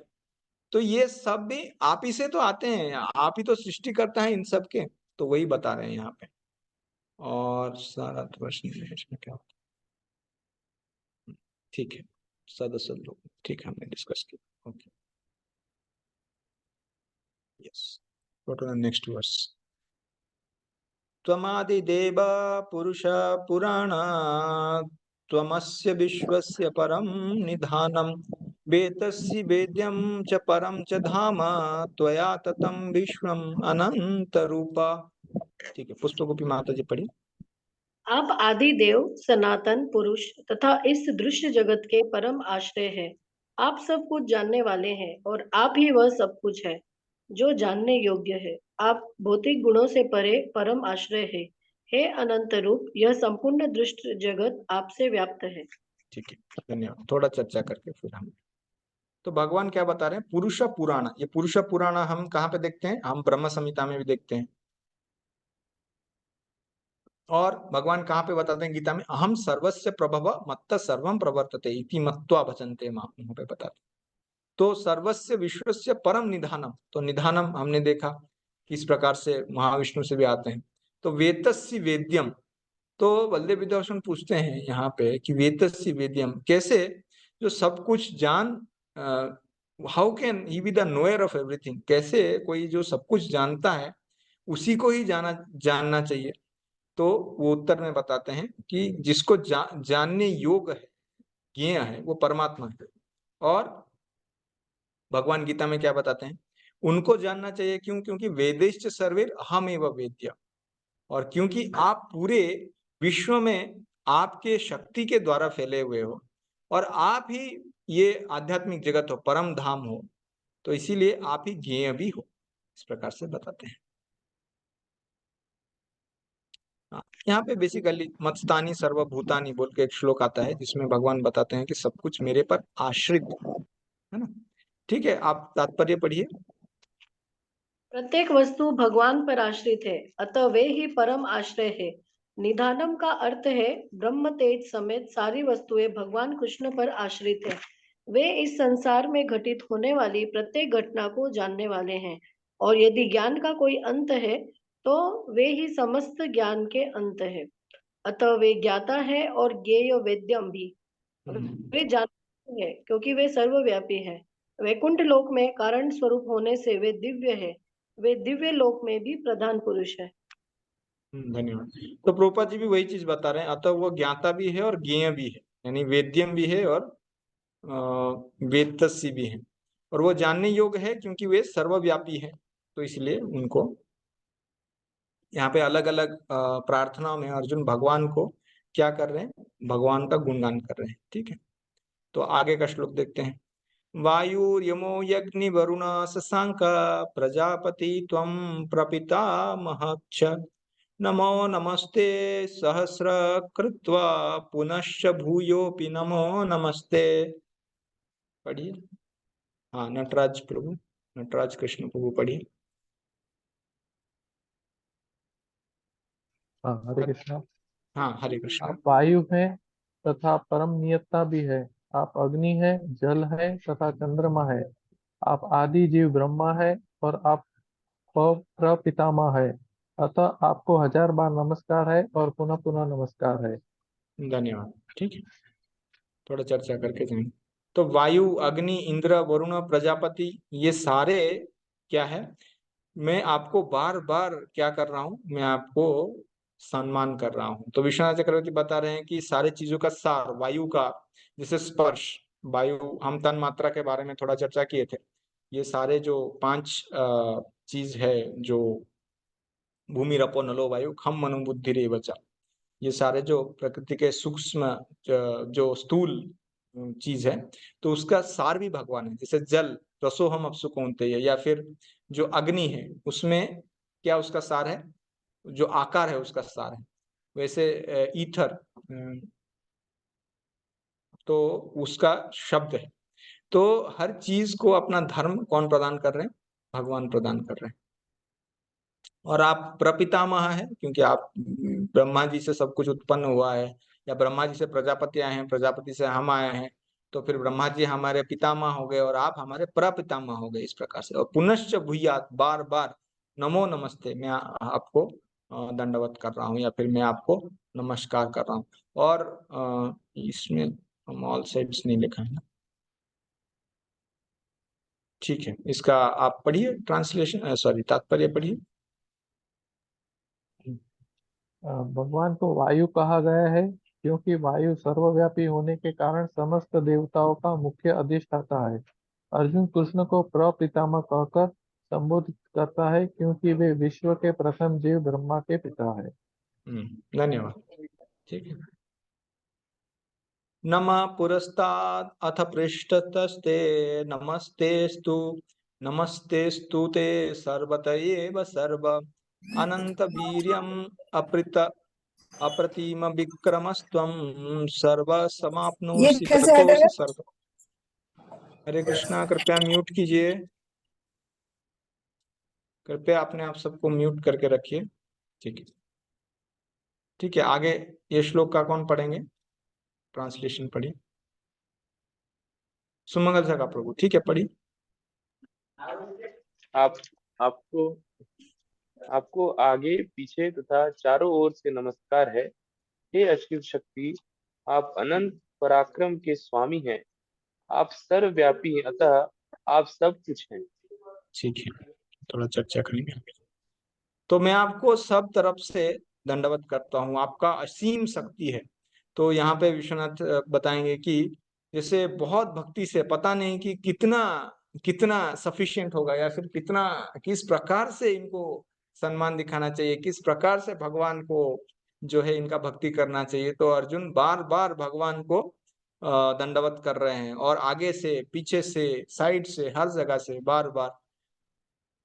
अच्छा, ऐसा क्यों है? क्योंकि भगवान भी चारों दिशाओं में फैले हुए हैं ना। भगवान जो विश्व रूप हो या काल रूप हो, वो थोड़ी एक जगह पे दो हाथ वेणु पकड़े हुए, ऐसा थोड़ी नहीं है कि आप एक ही डायरेक्शन से जाएंगे और भगवान को लेफ्ट में रखते हुए, बाएं में रखते हुए भगवान को दंडवत कर देंगे। वो तो चारों तरफ है भी, जो भगवान चारों तरफ है उनको दंडवत भी चारों तरफ से करना पड़ेगा ना। एक तरफ से किए तो नहीं होता है इस प्रकार से, इसलिए।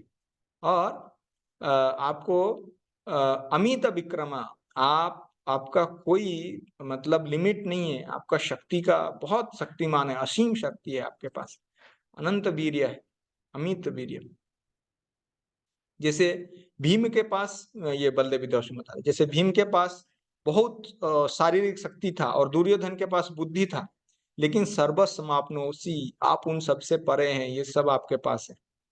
तो अर्जुन इतना जो है एक आश्चर्य का, या फिर एक इतना रेस्पेक्ट का, इतना एक भगवान उनके अंदर ये था, तो इसलिए वो बार बार भगवान को दंडवत कर रहे थे। ठीक है प्रभु, पढ़िए तात्पर्य।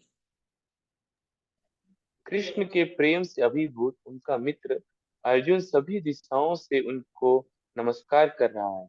वह स्वीकार करता है कि कृष्ण समस्त बल तथा पराक्रम के स्वामी हैं और युद्ध भूमि में एकत्र समस्त योद्धाओं से कहीं अधिक श्रेष्ठ हैं। विष्णु पुराण में कहा गया है, योयम त्वागतो देव समीपम देवता गणः स त्वमेव जगत सृष्टा यतः सर्वगतो भवान। आपके समक्ष जो भी आता है, चाहे वह देवता ही क्यों ना हो, हे भगवान, वह आपके द्वारा ही उत्पन्न है। आपके द्वारा ही उत्पन्न हो। तो भगवान को क्या बताया जाता है? असमा ऊर्ध्व बताया जाता है, यानी भगवान के जो समान नहीं है कोई, और भगवान से ऊर्ध्व भी कोई नहीं, असमा ऊर्ध्व, इस प्रकार से बताया जाता है वैदिक साहित्य में भगवान। ठीक है, एक मिनट बस, तो हम देखते हैं इसमें क्या बताते हैं। नमक पुरस्कार, ठीक है। तो हाँ, हमने चर्चा किया ये सारा चीज। ओके, और कुछ है? नमक पुरस्कार, ठीक है। ये बताते हैं विश्वनाथ चक्रवर्ती ठाकुर कि आप सर्वम समाप्नोसी, आप पूरे संसार में फैले हुए हैं, और ये संसार आपका प्रोडक्ट है। प्रोडक्ट यानी आप ही का है। जैसे सोना रहता है, माताएं जैसे आपने कर्ण में पहनती हैं कुछ आभूषण, या हाथ में पहनते हैं, तो ये स्वर्ण है, ये प्रोडक्ट है आपका, आप हर जगह फैले हुए हैं, इस प्रकार से बताते हैं। तो आगे अभी ये जो 2 श्लोक है, इसमें अर्जुन क्या कर रहे हैं? अर्जुन पूरा अभी क्षमा प्रार्थना कर रहे हैं भगवान से कि अरे मुझे पता नहीं चला आप इतने महान हैं। ये पिछला 3-4 श्लोक से वो भगवान का महानता के बारे में बता रहे हैं, उनको गुणगान कर रहे हैं, और अभी क्षमा प्रार्थना कर रहे हैं। ठीक है, क्षमा प्रार्थना कर रहे हैं।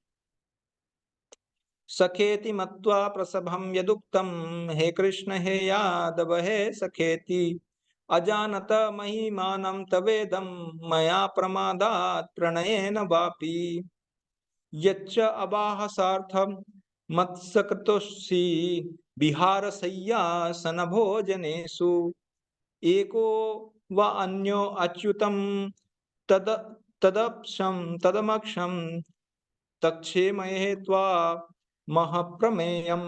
ठीक है, दिव्य रूपा माता जी पढ़िए, इसका अनुवाद पढ़िए। हरे कृष्ण प्रभु हरे जी। कृष्ण।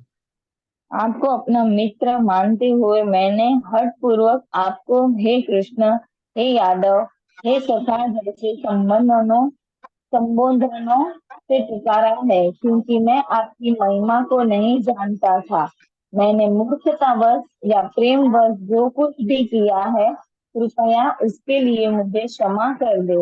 यही नहीं, मैंने कई बार आराम करते समय एक साथ लेटे हुए या साथ साथ खाते या बैठे हुए, कभी अकेले तो कभी अनेक मित्रों के समक्ष आपका अनादर किया है। हे अच्युत, मेरे इन समस्त अपराधों को क्षमा करें। धन्यवाद हरे कृष्ण। तो यहाँ पे अर्जुन पूरा क्या है, वो भगवान से क्षमा मांग रहे। मुझे पता नहीं चला आप कितने महान हैं, और ये नहीं समझने के कारण मैं क्या कर रहा, मत्वा प्रमेयम, पागलपंता के कारण या फिर मेरा प्रेम के कारण या किसी भी कारण मैं आपको अपना एक सखा समझ रहा था, हे सखा बोल रहा था, हे जादव देख। और आपके साथ कभी कभी मैं कुछ मजाक भी करता था, खाली अकेले में नहीं, दूसरों के सामने भी करता था। तो ये समझ के आप मुझे क्षमा कर दीजिए। वृंदावन में जो गोप हैं, वो इस प्रकार के भावना उनके हृदय में कभी नहीं आता। वो तो ऐसे ही भगवान के साथ मजाक करते रहते। लेकिन अर्जुन यहाँ पे थोड़ा फॉर्मल हो रहे हैं, उनको पता चल रहा है प्रणय न वापी, या फिर हाँ, ये तो मैं करूंगा विशिति में। देखिए, कभी कभी भगवान को वो बताएंगे विश्वनाथ चक्रवर्ती ठाकुर क्यों वो परिहास बता रहे हैं, परिहास क्यों है। जब भी हम साथ में रहते थे, साथ में कहीं बाहर जाते थे, सैया, यहाँ पे अलग अलग शब्द हैं, इस शब्द से थोड़ा परिचित होके तब जाके हमें अच्छे से समझ में आएगा। तो शब्दों से थोड़ा परिचित होते हैं, ठीक है। तो सखा यानी मित्र, और मत्वा यानी मानकर, मैं थोड़ा इंपॉर्टेंट वर्ड्स ही हम देखेंगे। प्रसभम यानी हठ पूर्वक। तो यद उत्तम, तो मैंने यद उक्तम मैंने बोला, हे कृष्ण, हे यादव, हे सखे इति। अजानता बिना जाने हुए, महिमा नम, महिमा को, आपके महिमा को नहीं जान के मैंने इस प्रकार से बोला। त्वइदम, किसको बोला, आपको बोला। मया प्रमादात, मेरे मूर्खता बस, मेरे पागलपन के कारण। प्रणयेन, या फिर प्रेम के वश। वापि, इस प्रकार। यत च, जो भी। अबहास अर्थम, हंसी के लिए, मजाक के लिए। असत कृत्यम, अनादर किया। असी, ऐसा। विहार, आराम के समय में। सैया, लेटते समय। आसन, बैठते हुए। भोजनेशु, भोजन करते समय। अकेले, एक, अकेले में। अथवा अपि, या फिर दूसरों के साथ। तत् समक्षम, साथियों के बीच। तत्क्षेमये, हे भगवान आप मुझे क्षमा कर दीजिए, ठीक है, हम अप्रमेय, इस प्रकार से। तो मैंने परिहास किया, ये आप, जब कभी कभी क्या होता है, हम देखते हैं संसार में कोई व्यक्ति जो बड़ा व्यक्ति बन जाता है, कभी कोई बड़ा ऑफिसर बन जाता है, सरकार में नेता बन जाता है, इंजीनियर डॉक्टर बन जाता है, तो गांव में जाता है, तो फिर उसके जो बचपन के मित्र हैं वो भी आते हैं, कभी कभी उसके गले में से हाथ डालते हैं या फिर उससे बात करते हैं। अकेले में तो ठीक है, थोड़ा संभल जाता है, लेकिन मान लीजिए कि वो अभी इतना बड़ा कोई नेता बन गया या कुछ बन गया, और सबके सामने आके उसको उसका फ्रेंड मजाक करता है, ए क्या कर रहा है तू, क्या बचपन में ऐसा करता था, अभी क्या कर रहा है। तो फिर वो व्यक्ति कैसा लगेगा उसको, अरे मैं इतना बड़ा बन गया, अभी मेरे को मेरे फॉलोअर्स के सामने तुम मेरा मजाक उड़ा रहे हो। लेकिन देखिए, ये परम भगवान है जो सबके सृष्टि करता है, और उनको अर्जुन दूसरों के सामने उनके साथ कभी कभी मजाक करते थे, फिर भी भगवान इसको सहन करते थे। तो ये भगवान का सहनशीलता दिखाता है। भगवान कितने महान है वास्तव में, ये हमें समझना चाहिए, है ना। मया प्रमादात, तो भगवान को वो हम देखेंगे, पूरे डिटेल में देखेंगे ये क्या। तो जब भगवान के साथ कहीं विहार करने जाते थे, जब भी भगवान के साथ कभी खाते थे, कभी भगवान के साथ सेम सैया में लेटते थे, तो ऐसा करते हुए कभी कभी उन्होंने क्या किया, उन्होंने भगवान का परिहास किया, तो इसके लिए वो क्षमा याचना करते हैं। ठीक है, आप इसका तात्पर्य पढ़ लीजिए, फिर हम विश्वनाथ चक्रवर्ती का डिटेल में देखेंगे कि क्या बता रहे हैं वो एग्जैक्ट। आप तात्पर्य पढ़ लीजिए, ये समझ में आएगा। तात्पर्य। हाँ। यद्यपि अर्जुन के समक्ष कृष्ण अपने विराट रूप में है, किंतु उसे कृष्ण के साथ अपना मैत्री भाव स्मरण है, इसलिए वह मित्रता के कारण होने वाले अनेक अपराधों को क्षमा करने के लिए प्रार्थना कर रहा है। वो स्वीकार करता है कि पहले उसे ज्ञात न था कि कृष्ण ऐसा विराट रूप धारण कर सकते हैं। यद्यपि मित्र के रूप में कृष्ण ने उसे यह समझाया था, कृष्ण को यह भी पता नहीं, अर्जुन को यह भी पता नहीं था कि उसने कितनी बार मेरे मित्र, हे कृष्ण, हे यादव जैसे संबोधनों के द्वारा उनका अनादर किया है और उनकी महिमा स्वीकार नहीं की। किंतु कृष्ण इतने कृपालु हैं कि इतने ऐश्वर्य मंडित होने पर भी अर्जुन से मित्र की भूमिका निभाते रहे। ऐसा होता है भक्त तथा भगवान के बीच दिव्य प्रेम का आदान प्रदान। जीव तथा कृष्ण का संबंध शाश्वत रूप से स्थिर है, इसे भुलाया नहीं जा सकता, जैसा कि हम अर्जुन के आचरण में देखते हैं। यद्यपि अर्जुन विराट रूप का ऐश्वर्य देख चुका है, किंतु वह कृष्ण के साथ अपनी मैत्री नहीं भूल सकता। हरे कृष्ण प्रभु जी। हरे कृष्ण, धन्यवाद। ठीक है, अभी हम डिटेल में देखते हैं क्या बता रहे हैं यहाँ पे। वो क्या बता रहे हैं? हे कृष्ण, हे कृष्ण का क्या मतलब बता रहे हैं विश्वनाथ चक्रवर्ती ठाकुर, कि आप तो वसुदेव के पुत्र थे। वसुदेव तो इतने महान योद्धा नहीं थे, वो तो साधारण योद्धा थे और अर्धरथी थे। तो आप भी अर्धरथी हो, यानी आप मेरे रथ को चला नहीं सकते, मैं हूं इसीलिए आप मेरा रथ चला रहे हो, ऐसा करके कभी पहले ऐसा बताया था। यानी कृष्ण को अर्जुन ने अर्धरथी कहा था इस प्रकार से। और मैं जानता हूं, मैं तो अर्जुन हूं, मैं पांडु का पुत्र हूं, मैं अतिरथ हूं, महान योद्धा हूं, तो इसलिए मैं आपसे बेहतर हूं। ये हे कृष्ण हो गया। फिर हे यादव, मैं आपका राजा का कोई स्थिति नहीं है यदु में। क्यों? क्योंकि कौन थे उनके राजा? उग्रसेन उनके राजा थे, लेकिन मैं पूर्वों का राजा हूं, है ना, तो मैं आपसे महान हूं। तो हे यादव, आप यादव कुल में हो, लेकिन आप राजा नहीं हो, आप तो बस द्वारका बसा दिए और उग्रसेन को जाके आप उनको महाराज करके मानते हो। आप तो छोटे राजा हो, लेकिन मैं तो राजा हूं ना।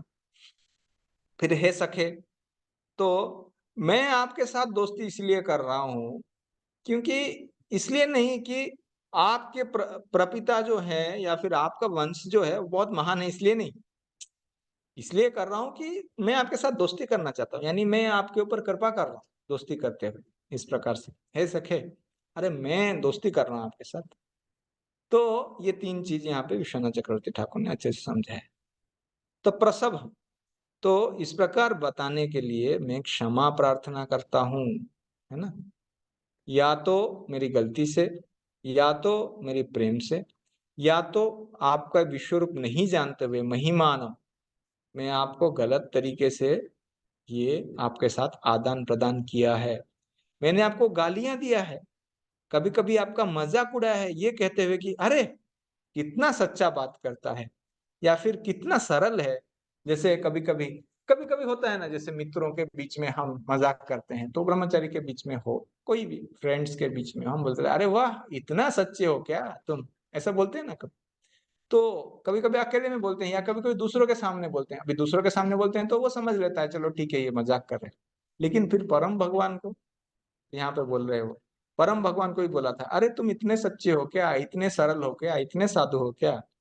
तो मैं ये 1000 जो अपराध किए आपके पास, जब आप अकेले नहीं थे, दूसरों के सामने थे, उस समय जो अपराध किए, तद समक्षम, दूसरों के समय में मैंने सामने जो आपके सामने अपराध किया, इसके लिए मैं क्षमा याचना करता हूँ। ठीक है। और इसमें हाँ, तो बलदेव विद्याभूषण बताते हैं, कभी भी ऐसा हे कृष्ण नहीं कहना चाहिए, श्री कृष्ण कहना चाहिए। श्री के बिना अगर कृष्ण बोलेंगे, या फिर हरे के बिना कृष्ण, खाली कृष्ण बोलेंगे, तो बोलना चाहिए। जब हम खाली कृष्ण को ऐसे बता रहे हैं तो श्री कृष्ण बोलना चाहिए था। और उनको यादव बोलना कृष्ण, ये बताने के लिए कि कृष्ण के परिवार से कोई राजा नहीं है, उनको यदुबर बोलना चाहिए, खाली यादव नहीं, या यादव श्रेष्ठ बोलना चाहिए, खाली यादव नहीं, ऐसा तब जाके अच्छा होता। और बलदेव विद्याभूषण बताते हैं कि उनको हे सखे बोल रहे थे, फ्रेंड, यानी वो अपने आप को भगवान के समान में समझ रहे थे, तो ऐसा नहीं। और कभी कभी वही चीज बता रहे जो विश्वनाथ ने बताया, विश्वनाथ चक्रवर्ती ठाकुर ने, कि आप बहुत सत्यवादी हो, आप बहुत अच्छे हो, ऐसा बोल के, आप बहुत स्ट्रेट फॉरवर्ड हो, ऐसा बोल के मैं आपके तत्समक्षम दूसरों के सामने आपका अपराध किया है।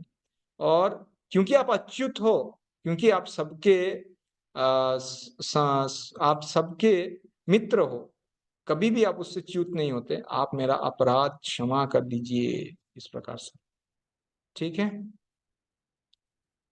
ठीक है, तात्पर्य पढ़ लिया क्या हमने? तात्पर्य पढ़ी?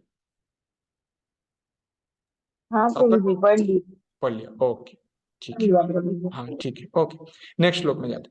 पितासि लोकस्य चराचरस्य त्वमस्य पूज्यश्च गुरु गरीयान् न न त्वं समोसत्य भयोधिको कुतोऽन्य लोकत्रयो अप्रतिम प्रभाव। ठीक है, पढ़िए पुष्पगोपी माता। आप इस चर तथा अचर संपूर्ण दृश्य जगत के जनक है। आप परम पूज्य महान आध्यात्मिक गुरु है। न तो कोई आपके तुल्य है, न ही कोई आपके समान हो सकता है। हे अतुल शक्ति वाले प्रभु, भला तीनों लोकों में आपसे बढ़कर कोई कैसे हो सकता है।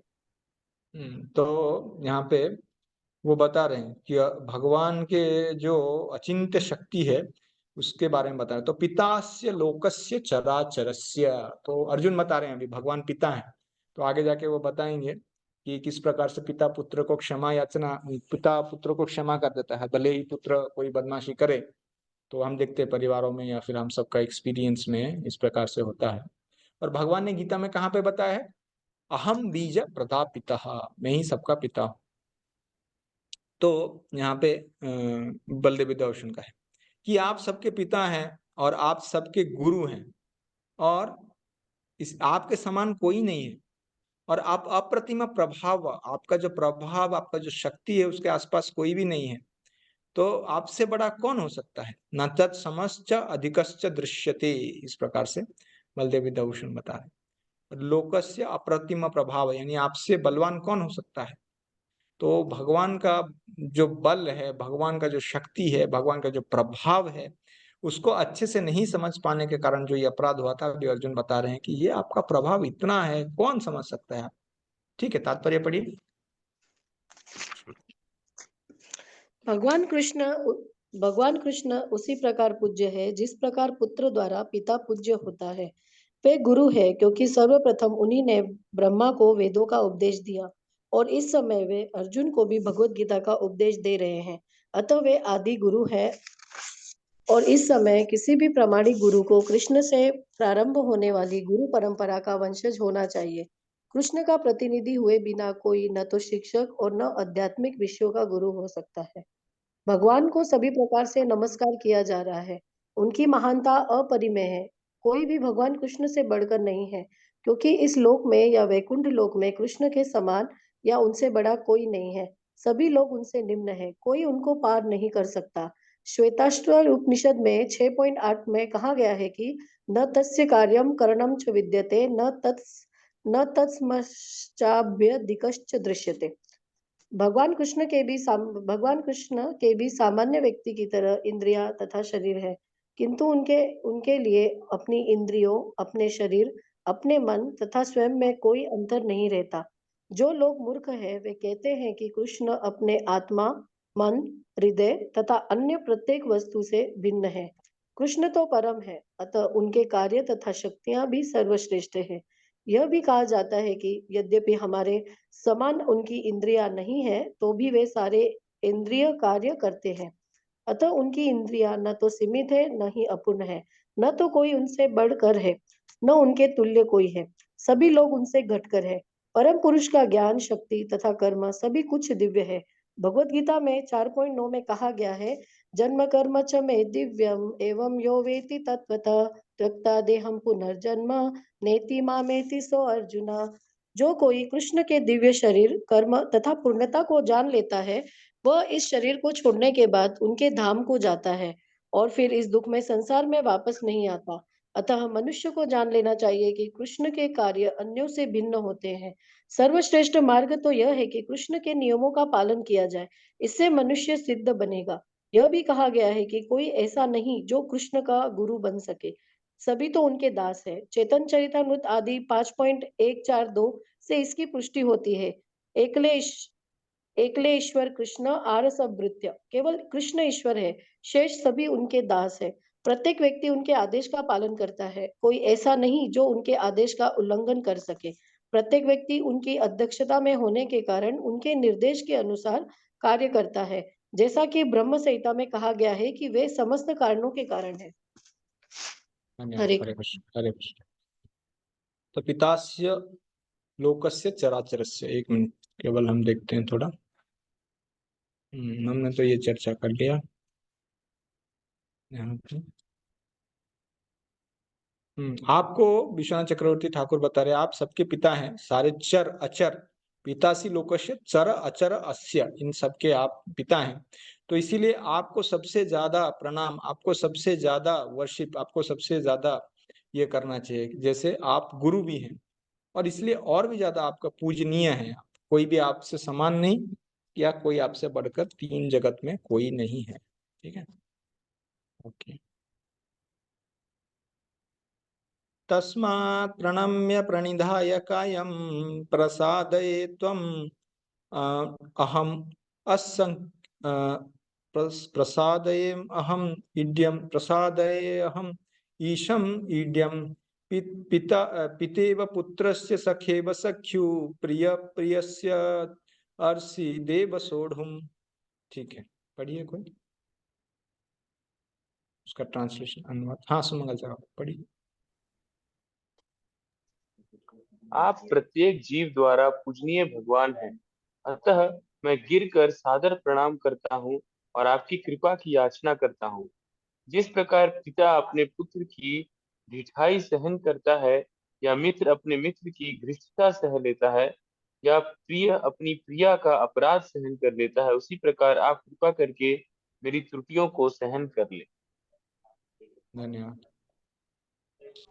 तो ये जो प्रणिधाय कायम, तो हम जैसे ही भगवान के पास आते हैं तो हमें दंडवत प्रणाम करना चाहिए। मंदिर में प्रणिधाय कायम दंडवत करते हैं। पंचांग प्रणाम होता है, अष्टांग प्रणाम होता है, जिसमें कि हमारे पैर, हमारे जांग या फिर हमारा हाथ, सर लगा रहता है, या फिर वो तीन चीज, हमारा पैर और जो हमारा नीज और हाथ या फिर सर, ये तीन और मन, और हम मन को लगाते हैं जिसमें, और वाचा, ये दो चीज, ये पंचांग हो गया। और अष्टांग में कुछ और अंग लगते हैं शरीर में। तो भगवान का हमें प्रणाम करना चाहिए और प्रणाम करते वक्त हमें कुछ प्रार्थनाएं बोलना चाहिए और प्रणाम करते वक्त ये सोचना चाहिए कि हम भगवान के चरण पे ही प्रणाम कर रहे हैं। तो इससे हमारा जो प्रणाम है उसमें बहुत हम भक्ति के रूप में कर सकते हैं इस प्रकार से। तो कभी कभी जो पिता पिता व पुत्र से सखे व सखी, तो ये तो हो गया प्रणिधाय कायम। अर्जुन उतर के एकदम पूरा दंडवत गिर कर, वो बताते हैं सादर गिर कर सादर प्रणाम करता हूँ, तो उन्होंने रथ से उतर कर पूरा एकदम प्रणाम कर दिया भगवान को। तो पितेव पुत्र से सखेव सख्यु प्रिय प्रिय से, ये वृत्रासुर का इसमें भी आता है, प्रसंग में भी आता है। अगर हम देख सकें तो अच्छा है, देख कोशिश करेंगे, देखते हैं। एक मिनट, हम प्रेयर्स बाय वृत्रासुर आएगा इसमें, एक मिनट बस। वृत्रासुर क्वालिटीज, इसमें बहुत सुंदर प्रार्थना है। अजात पक्ष इव मातरम खगा स्तन्यम यथा वत्सतरः क्षुधार्थ प्रियं प्रिये वा व्यसितं विसन्ना मनो अरविंदक्षादृक्षते त्वाम। तो जिस प्रकार से जो पक्षी है जिसके अजात पक्ष, जिसका पंखुड़ी नहीं आया है, अपने माता के लिए वो किस प्रकार से उनका रास्ता देखता रहता है, कब मेरी माता आएगी और कब मुझे जो है खाद्य प्रदान करेगी। यस्तन्यम यथा वत्सतर क्षुधार्थ, अगर आप कहीं गांव में रहेंगे तो आपने जरूर देखा होगा, या फिर अगर शहर में रहते हैं तो हमारे फार्म कम्युनिटीज हैं जहाँ पे अगर जाएंगे, वेल्ला हो, वाड़ा हो, या फिर आसपास के इस्कॉन के बहुत सारे हैं, कहीं पे भी जाएंगे तो कभी देखेंगे जब गाय से दूध निकालते हैं तो किस प्रकार से जो बछड़ा रहता है वो आतुर रहता है कब माँ के पास जाके वो दूध प्राप्त करेगा। तो कितना उसमें अर्थता रहता है, आर्त क्षुधार्थ, उसका भूख जब रहता है तो वो कुछ नहीं खाता, केवल वो दूध। और जब बचपन में रहता है वो तो घास फूस भी नहीं, केवल माँ का दूध से ही वो अपना जीवन यापन करता है और उसी के ऊपर ही वो उसके लिए वेट करता रहता है। और प्रियम प्रियवा विशुद्ध, जो जैसे पत्नी है वो पति का वेट करती है कब वो आएंगे, विदेश गए हुए पति आके उनका सेवा करेगी, इस प्रकार से। तो उस प्रकार से है भगवान, मेरा मन भी आप में लगे और मैं आपको सेवा करूं करके, ये छठा स्कंद 11वां अध्याय 26वां श्लोक वृत्रासुर का जो प्रार्थना है, बहुत फेमस प्रार्थना है, उसमें भी आता है। कुछ सिमिलर है, काफी समान, इसलिए हम उसको देख रहे थे। तो यहाँ पे देखिए कि जो ये टॉलरेंस रहता है, इसमें हमेशा जो सुपीरियर रहता है वो टॉलरेट करना पड़ता है। जैसे पिता पुत्र से सुपीरियर है, तो अपने जो डिपेंडेंट है, अपने जो पुत्र है, उनको वो सहन करते हैं। या फिर सखा में भी एक जन दूसरे को करता है, या पति पत्नी में भी ऐसा लिखा नहीं, वो उल्टी तरह से। तो पति जो है वो पत्नी का जो भी है वो प्रियम प्रियवा, तो उस प्रकार से वो सहन करते हैं। इस प्रकार से कि अभी अर्जुन अलग अलग ये उदाहरण इसीलिए दे रहे हैं क्योंकि जैसे एक जो सखा है वो अपने सखा का अपराध को सहन कर लेता है, उस प्रकार से कृष्णा का इतना शक्ति को देख के अर्जुन को लगता है अरे मैं तो दास हूँ। तो इसलिए वो भगवान को इस प्रकार से उदाहरण देके उनसे विनती कर रहे हैं, भगवान मुझे आप क्षमा कर दीजिए। ठीक है, तात्पर्य पढ़िए सुमंगल से आप लोग कृष्ण पढ़िए। Yes Yes. कृष्ण के भक्त उनके साथ विविध प्रकार के संबंध रखते हैं। कोई कृष्ण को पुत्रवत, कोई पति रूप में, कोई मित्र रूप में या कोई स्वामी के रूप में मान सकता है। कृष्ण और अर्जुन का संबंध मित्रता का है। जिस प्रकार पिता, पति या स्वामी सब अपराध सहन कर लेते हैं, उसी प्रकार कृष्ण सहन करते हैं। ठीक है। ब्रो मेरा एक क्वेश्चन था थोड़ा, अभी जो आप इसके पहले बोले ना उसके हाँ ऊपर, पूछिए पूछिए। कि यस। आप बोल रहे थे कि हम जो भगवान के सामने जाते हैं तो डायरेक्ट हमको ऐसे कुछ प्रार्थना नहीं करना चाहिए, ये मेरा प्रॉब्लम चल रहा है भगवान ऐसा कीजिए। तो आप बोले कि पहले भगवान का हमको गुणगान करना चाहिए जी और फिर क्षमा मांगना चाहिए कुछ अपराध मुझसे हो रहा है उसके लिए। जी। तो प्रभु मैं जब मंगल आरती में हम रहते हैं तो क्या है, मतलब गुरुवाष्टक चलता है, ये तो वर्ष का भी वो मेमोराइजेशन क्या गा रहे हैं, करते हैं हम गुरु के प्रति। तो मतलब उस टाइम भी मतलब प्रार्थना तो एक ऐसा है ब्रो, ऑटोमेटिक आता है कभी मेरा। तो ब्रो मतलब अ, वो मतलब क्या बोलते हैं, में ज्यादा ध्यान देना चाहिए या फिर प्रार्थना पैरेलल चलना चाहिए या फिर प्रार्थना नहीं करना चाहिए उस टाइम पे? अच्छा, अच्छा प्रश्न है, धन्यवाद। ये सभी का मेरा तो शेड्यूलिंग चलता रहता है वैसे बोला जाए तो नहीं, हमें कोशिश करना चाहिए, हम साधक है, हमें हमेशा कोशिश करना चाहिए अच्छे से। हम गुरुवाष्टक इसलिए विश्वनाथ चक्रवर्ती ठाकुर ने दिया है, पहला चीज है उसका मीनिंग समझ में आना चाहिए। संसार दावान ललित लोका त्राणाय कारुण्य घन घनत्वं प्राप्तस्य कल्याण गुणार्णवस्य वंदे गुरो श्री चरणारविंदम। अभी इसके ऊपर हमारे अ, जो अमरेंद्र प्रभु ने बहुत अच्छे प्रवचन दिए हैं, चाहिए इंटरनेट में एक बार जाके सुन सकते हैं वो प्रवचन बहुत अच्छे से। इस पे आधा घंटा के ऊपर हम चर्चा कर सकते हैं खाली इस श्लोक के ऊपर। प्रभुपाद जी ने भी लिखा है कि क्यों जो आध्यात्मिक गुरु हैं उनको हम गुण अर्णव, कौन है गुणार्णव? कृष्ण है। और जो गुरु होते हैं वो बादल के समान होते हैं। कोई जीवात्मा रोए, कोई जीवात्मा फूट के रोए या फिर चिल्लाए या फिर कुछ भी करे, अगर वो कोई डेजर्ट में है या फिर पहाड़ के ऊपर है, समंदर का पानी उसके पास नहीं आए, कभी नहीं आए। ये पहला चीज है। मैं जस्ट ये बता रहा हूँ थोड़ा रिफ्लेक्शन के लिए, ताकि ये कॉन्टेम्पलेशन में हम डाल सकते हैं, इसलिए सबके लिए भी है, जरूरी है समझना संसार दावानल के समय क्या होना चाहिए। तो इसलिए जब संसार रूपी ये जो दावानल है, और दावानल को बुझाने के लिए स्पेशली अगर दावानल में है, तब तो इवन ये फायर स्टेशन वाले जो गाड़ी आते हैं, आपको पता रहेगा कई जगहों पे अग्नि लगा रहता है, ऑस्ट्रेलिया में, कनाडा में, अलग अलग जगह में अग्नि लगा रहता है। और वहां पे दावानल होता है, या फिर भारत में भी कई जगह होता है। अगर आप गर्मी के सीजन में देखेंगे आसपास के कई पहाड़ है, वहां पे भी अग्नि लगता है। वो तो छोटा रहता है, लेकिन जब फॉरेस्ट फायर जिसे बोलते हैं, उसको फायर हमारा ये डिपार्टमेंट नहीं बुझा सकता है।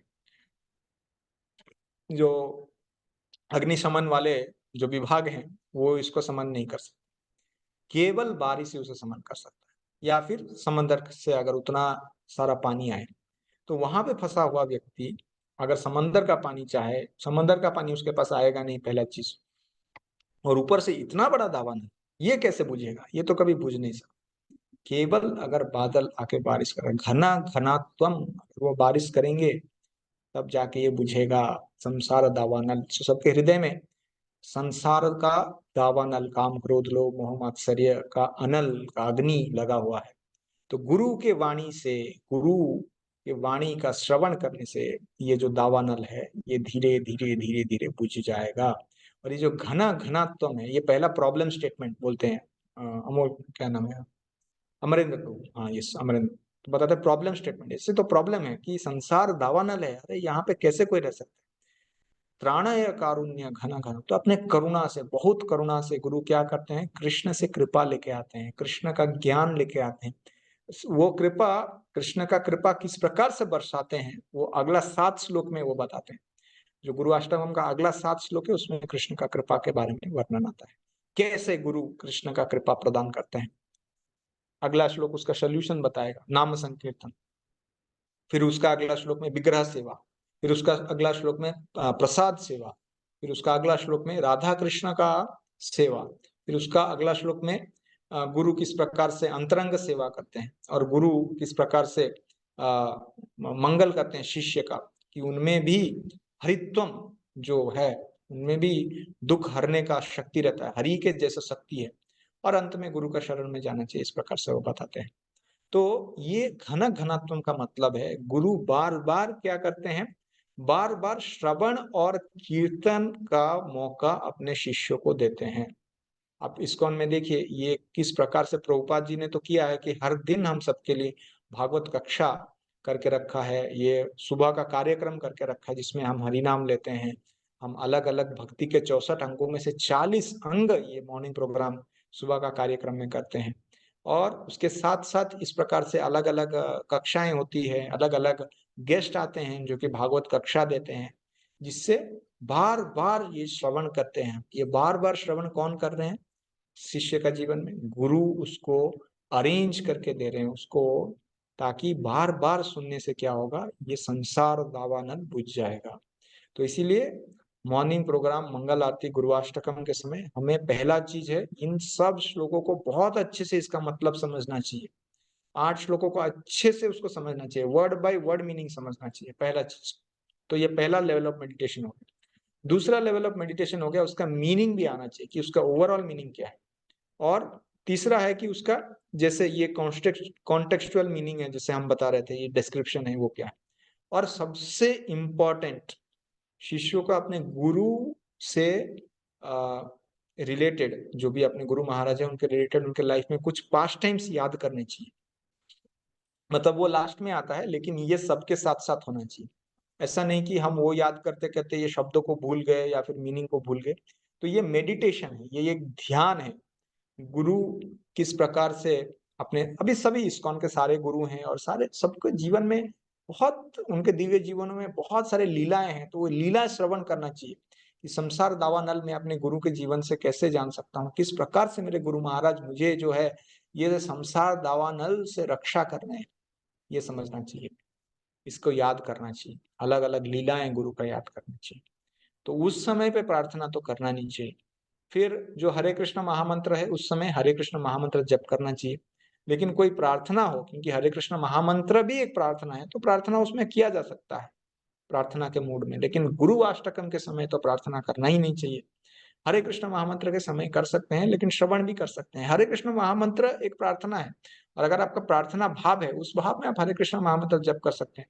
प्रार्थना करने का सबसे अच्छा मुहूर्त है कि जब आप सारा मॉर्निंग प्रोग्राम हो गया या फिर दर्शन ले रहे, उस समय कुछ प्रार्थना अर्पण करना चाहिए भगवान को। सबसे बेस्ट है भागवतम के कुछ श्लोक, कुंती महारानी के कुछ प्रार्थनाएं, नमो पंकज नाभाय, नमः पंकज मालिने, नमः पंकज नेत्राय, नमस्ते पंकजांग्र है। तो भगवान को जब उनके भक्तों द्वारा रचित प्रार्थनाएं हम प्रदान करते, तो भगवान का दृष्टि हमारे ऊपर आता है। हम अपने प्रार्थना बोल के भगवान को उनका दृष्टि आकर्षण नहीं कर सकते। दूसरा चीज है, हमारा कुछ इच्छा भी है, कुछ अभिलाषा भी है, तो उसको कैसे बोलना चाहिए, हे भगवान, अगर आपकी इच्छा हो, अगर आपको ये ठीक लगे, तो ये कृपया आप हमारे जीवन में कर दीजिए। इस प्रकार से हमें प्रार्थना करना चाहिए। कभी नहीं बोले भगवान ये लिस्ट है लेके आया हूँ, इसको थोड़ा फुलफिल कर दीजिए आप, तो वो कैसे हो जाएगा, वो साधारण व्यक्ति जैसे हो जाएगा। भक्त ऐसा नहीं, क्योंकि भगवान का इच्छा सबसे सरोपर है, सबसे ऊंचा है। तो भगवान इच्छा करे तो पूर्ति कर सकते हैं, अगर इच्छा नहीं करे तो भी ठीक है। तो अगर इच्छा नहीं करे तो जो भी हो हमारे जीवन में, उसको सहन करने का शक्ति प्रदान करें, इस प्रकार का प्रार्थना करना चाहिए।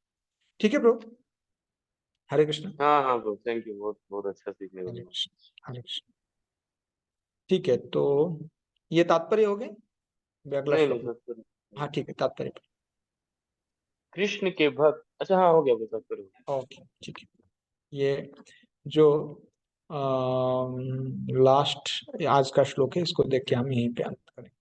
अदृष्ट पूर्वे हृषितोऽस्मि दृष्ट्वा भयेन च प्रव्यथितं मनो मे तदेव मे दर्शय देवरूपं प्रसीद देवेश जगन्निवास। ठीक है, कोई पढ़ी? नटराज कृष्ण को पढ़ी। हाँ। पहले कभी न देखे गए आपके इस विराट रूप का दर्शन करके मैं पुलकित हो रहा हूँ, किंतु साथ ही मेरा मन भयभीत हो रहा है। अतः आप मुझ पर कृपा करें और हे देवेश, हे जगन्निवास, आप अपना पुरुषोत्तम भगवान स्वरूप पुनः दिखाइए। ठीक है, तात्पर्य भी पढ़ लीजिए, फिर हम चर्चा करेंगे। इसके बाद भी एक हाँ। श्लोक है क्या? 46। ठीक है, पढ़ लीजिए तात्पर्य। हाँ, अर्जुन को कृष्ण पर विश्वास है क्योंकि वह उनका प्रिय मित्र है और मित्र रूप में वह अपने मित्र के ऐश्वर्य को देखकर अत्यंत पुलकित है। अर्जुन यह देखकर अत्यंत प्रसन्न है कि उसके मित्र कृष्ण भगवान है और वे ऐसा विराट रूप प्रदर्शित कर सकते हैं, किंतु साथ ही वह इस विराट रूप को देखकर भयभीत है कि उसने अनन्य मैत्री भाव के कारण कृष्ण के प्रति अनेक अपराध किए हैं। इस प्रकार भयवश उसका मन विचलित है, यद्यपि भयभीत होने का कोई कारण नहीं है। अतः अर्जुन कृष्ण से प्रार्थना करते हैं कि वे अपना नारायण रूप दिखाएं, क्योंकि वे कोई भी रूप धारण कर सकते हैं। यह विराट रूप भौतिक जगत के ही तुल्य भौतिक एवं नश्वर है, एक मिनट किंतु रो, एक वैकुंठ मिनट, लोक। एक मिनट, नटराज हाँ। कृष्ण को एक मिनट जस्ट। हरे कृष्णा सभी भक्त कृपया यहाँ पे ध्यान दे। तो कई बार पूछ रहे थे कि ये विराट रूप क्या है, तो प्रभुपाद यहाँ पे क्या लिख रहे हैं? अतएव अर्जुन कृष्ण से प्रार्थना करता है कि वो अपना नारायण रूप दिखाएं, क्योंकि वे कोई भी रूप धारण कर सकते हैं। ठीक है, ये विराट रूप भौतिक जगत के ही तुल्य भौतिक एवं नश्वर है। ये हाईलाइट नहीं किया था मैं, इसको थोड़ा हाईलाइट कर देता हूँ, फिर हम आगे जाएंगे, इसको चर्चा करेंगे। आगे पढ़िए प्रभु जी। ठीक है। हाँ, किंतु वैकुंठ लोक में नारायण के रूप में उनका शाश्वत चतुर्भुज रूप रहता है। वैकुंठ लोक में असंख्य लोक है और कृष्ण इन सब में अपने भिन्न नामों से अंश रूप में विद्यमान है। इस प्रकार अर्जुन वैकुंठ लोक के उनके किसी एक रूप को देखना चाहता था। निस्संदेह प्रत्येक वैकुंठ लोक में नारायण का स्वरूप चतुर्भुजी है, किंतु इन चारों हाथों में वे विभिन्न क्रम में शंख, गदा, कमल तथा चक्र के चिन्ह धारण किए रहते हैं। विभिन्न हाथों में इन चारों चिन्हों के अनुसार नारायण भिन्न भिन्न नामों से पुकारे जाते हैं। ये सारे रूप कृष्ण के ही है, इसलिए अर्जुन कृष्ण के चतुर्भुज रूप का दर्शन करना चाहते हैं। हरे कृष्ण। धन्यवाद, हरे कृष्ण।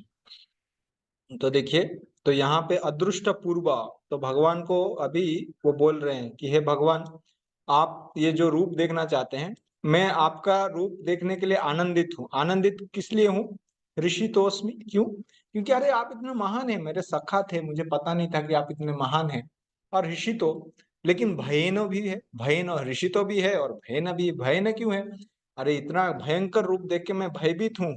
तो आपका जो सौम्य बपू है, जो द्विभुज रूप है, वो आप कृपया मुझे दिखाएं। ठीक है, तो यहाँ पे अलग अलग रस के बारे में जो है वो देखते हैं। विश्व रूप में जो भगवान के भक्त रहते हैं वो 5 रसों में उनके साथ जुड़ते हैं, जैसे हो गया शांत, दास्य, साख्य, वात्सल्य, माधुर्य। और उसमें भी सेकेंडरी रसा रहते हैं अलग अलग। ये तो रस है, जैसे हास्य, जैसे साख्य है, साख्य में भी हास्य रस भी आता है उस प्रकार से। लेकिन विश्व रूप कोई विश्व रूप के लिए कोई प्राइमरी रस से, यानी प्रधान रस से हम जुड़ नहीं सकते। कोई गौण रस से तो जुड़ सकते हैं, प्रधान रस से नहीं जुड़ सकते। तो ये चीज है। तो जब भगवान मथुरा में वो चाणूर, मुष्टिक इत्यादि से युद्ध करने के लिए प्रवेश किए, तो अलग अलग भक्त उनको अलग अलग रस में देख रहे थे। जैसे कंस उनको मृत्यु के रूप में देख रहे थे, जो योगी लोग थे उनका विराट रूप देख रहे थे, जो मथुरा के नारी थे वो उनको कामदेव के रूप में देख रहे थे, जो उनके सखा थे अपने सखा के रूप में देख रहे थे। इस प्रकार के 10 या 11 प्रकार के, जो 12 प्रकार का, तो 5 ये मुख्य रस और 7 गौण रस। सारे रस में कौन कौन किस प्रकार से देख रहा था उस श्लोक में आता है, वो भागवतम। तो विश्व रूप के लिए जो है वो अद्भुत रस बताया गया है और काल रूप के लिए विभत्स रस या भयानक रस, इस प्रकार से। तो कोई कोई दक्षिण भारत में ये सोचते हैं कि कृष्ण के रूप से बेहतर है कि या कृष्ण के रूप से भी उत्तम रूप कौन सा है, विश्व रूप है या काल रूप है। अच्छा, यदि अगर ऐसा है, थोड़ा आप उसको समझने का कोशिश कीजिए। फिर भगवत गीता भगवान ने विश्व रूप के रूप में बताया होता ना, फिर दो भुज रूप में क्यों भगवान ने भगवत गीता बताया और बाद में विश्व रूप दिखाया? और विश्व रूप भी दिखाया किसने? विश्व रूप ने कृष्ण का रूप नहीं दिखाया, कृष्ण ने विश्व रूप दिखाया और फिर विश्व रूप से फिर कृष्ण के रूप में आया। तो इसलिए कृष्णस्तु भगवान स्वयं, ये भागवतम में आता है, कृष्णस्तु भगवान स्वयं। और ये चीज समझना बहुत जरूरी है कि कृष्ण से ही नारायण आते हैं, कृष्ण से ही विश्व रूप आते हैं, कृष्ण सारे रूपों के स्रोत हैं, कृष्ण भगवान है। और कोई कोई हमने चर्चा किया था कि विराट रूप क्या है, कि विराट रूप सत्य है या असत्य है। हमने बोला था सत्य है। तो विराट रूप स्थायी है या अस्थायी है, तो हमने बोला था विराट रूप अस्थायी है। तो यहाँ पे ये डायरेक्ट ये लाइन वो चीज दिखा रहा है कि ये विराट रूप भौतिक जगत के ही तुल्य भौतिक एवं नश्वर है। इसका मतलब है भौतिक जगत जब नष्ट हो जाता है तो विराट रूप प्रकट नहीं होता। विराट रूप तभी प्रकट हो सकता है जब भौतिक जगत है, भौतिक जगत नहीं है, सत्य है, ये मिथ्या नहीं है। हम इस भौतिक जगत को मिथ्या बोलते हैं क्या? हम क्या बोलते हैं? ये सत्य है, लेकिन क्या है, ये नश्वर है, टेम्पररी है, ट्रू बट टेम्पररी, इस प्रकार से। ठीक है। और अंत में यहाँ पे बताया गया है जिस प्रकार के चतुर्भुज भगवान धारण करते हैं उसी प्रकार उनका नाम गिरता है। जैसे हम बालाजी भगवान का दर्शन करने जाते हैं इस्कॉन एनवीसीसी पुणे में या फिर अलग अलग मंदिरों में जाते हैं, तो वहां पे हम देखते हैं अनिरुद्ध, प्रद्युम्न, इस प्रकार से। तो भगवान के अलग अलग नाम है। तो ये जो अलग अलग नाम है, ये भगवान किस प्रकार से शंख चक्र गदा पद्म पकड़े हुए हैं, इस प्रकार से ही उनका नामकरण किया जाता है। ये चैतन्य चरितामृत का मध्य लीला का 22वां अध्याय में अभी श्लोक थोड़ा देखना पड़ेगा, तो उसमें डिटेल में इसका वर्णन है कि किस प्रकार से शंख चक्र गदा पद्म पकड़ने से भगवान को कौन सा नाम मिलता है। ये क्या प्रश्न है या पढ़ने के लिए हाथ रेज किया? प्रभु जी प्रश्न है, हाँ ये जो बोलिए बोलिए। अर्जुन को उन्होंने नारायण रूप जो दिखाए, तो क्या वो चतुर्भुज रूप में दिखाए थे? जी, चतुर्भुज रूप में, शंख चक्र गदा पद्म, ये आगे ये श्लोक आ रहा है, इसमें चतुर्भुज रूप दिखा है। विश्व पहले भगवान श्री कृष्ण थे, श्री कृष्ण से विश्व रूप प्रकट हुए, विश्व रूप बदल के काल रूप बन गए, काल रूप से अर्जुन ने रिक्वेस्ट किया तो नारायण रूप दिखाया, नारायण रूप से वापस कृष्ण के रूप में आ गए। ठीक है, तो ये श्लोक है, इसमें हम पढ़ेंगे। किरीटिनां गदिनां चक्रहस्तम् इच्छसि त्वं दृष्टम् अहं तथैव तेनैव रूपेण चतुर्भुजेन सहस्रबाहु भव विश्वमूर्ति। पढ़िए कोई। ठीक है, उषा प्रभु जी, हाँ पढ़िए। हे विराट रूप, हे सहस्त्रभुज भगवान, मैं आपके मुकुटधारी चतुर्भुज रूप का दर्शन करना चाहता हूँ, जिसमें आप अपने चारों हाथों में शंख चक्र गदा तथा पद्म धारण किए हुए हों। मैं उसी रूप को देखने की इच्छा करता हूँ। तात्पर्य भी पढ़ लीजिए, फिर हम ब्रह्म चर्चा करें। संहिता 5:39 में कहा गया है कि रामादिशि मूर्ति से कला नियमेन तिष्ठन्। भगवान सैकड़ों हजारों रूपों में नित्य विद्यमान रहते हैं, जिनमें से राम, नरसिंह, नारायण उनके मुख्य रूप में है। रूप तो असंख्य हैं, किंतु अर्जुन को ज्ञात था कि कृष्ण ही आदि भगवान है, जिन्होंने यह क्षणिक विश्व रूप धारण किया है। अब वह प्रार्थना कर रहा है कि भगवान अपने नारायण नित्य रूप का दर्शन दे। इस श्लोक से श्रीमद् भागवत के कथन की निसंदेह पुष्टि होती है कि कृष्ण आदि भगवान है और अन्य सारे रूप उन्हीं से प्रकट होते हैं। वे अपने अंशों से भिन्न नहीं हैं और वे अपने असंख्य रूपों में भी ईश्वर ही बने रहते हैं। इन सारे रूपों में वे तरुण दिखते हैं। यही भगवान का स्थायी लक्षण है। कृष्ण को जानने वाला इस भौतिक संसार के समस्त कलमत से मुक्त हो जाता है। हरे कृष्ण। हरे कृष्ण, धन्यवाद। ठीक है, ये किरीटिनम, तो भगवान का जो सुंदर सौम्य रूप है वो देखना चाहते हैं अर्जुन। सौम्य रूप बाद में आएगा, अभी नारायण रूप देखना चाहते हैं।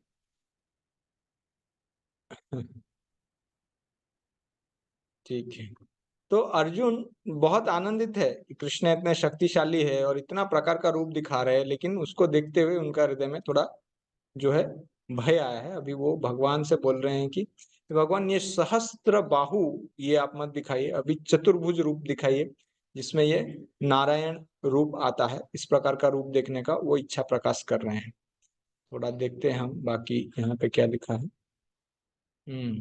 हे सहस्त्र बाहु, विश्वनाथ बल्लभ विदर्शन बता रहे हैं कि हे सहस्त्र बाहु, अर्जुन बता रहे हैं ये तो आपका स्वरूप है, लेकिन अभी आप मुझे चतुर्भुज रूप, सहस्त्र बाहु चतुर्भुजेन, तो सहस्त्र बाहु कौन है? अभी जो देख रहे हैं उनके सामने कौन है? सहस्त्र बाहु है। और कौन सा रूप देखना चाहता है? तेनैव रूपेण चतुर्भुजेन, तो वो चतुर्भुज रूप जो आपका रूप है वो मैं इच्छामि त्वं द्रष्टुम, द्रष्टुम इच्छामि, मैं वो इच्छा, मैं वो त्वं रूपम त्वम रूपेण द्रष्टुम इच्छामि, मैं आपका रूप देखने का इच्छा कर रहा हूँ। अहम तथैव, तो जिसमें क्या क्या है? किरीट यानी मुकुट है, गदा, चक्र हस्तम, ये सारा चीज है। तो ये मैं देखने का इच्छा करता हूँ सारा तवश्य।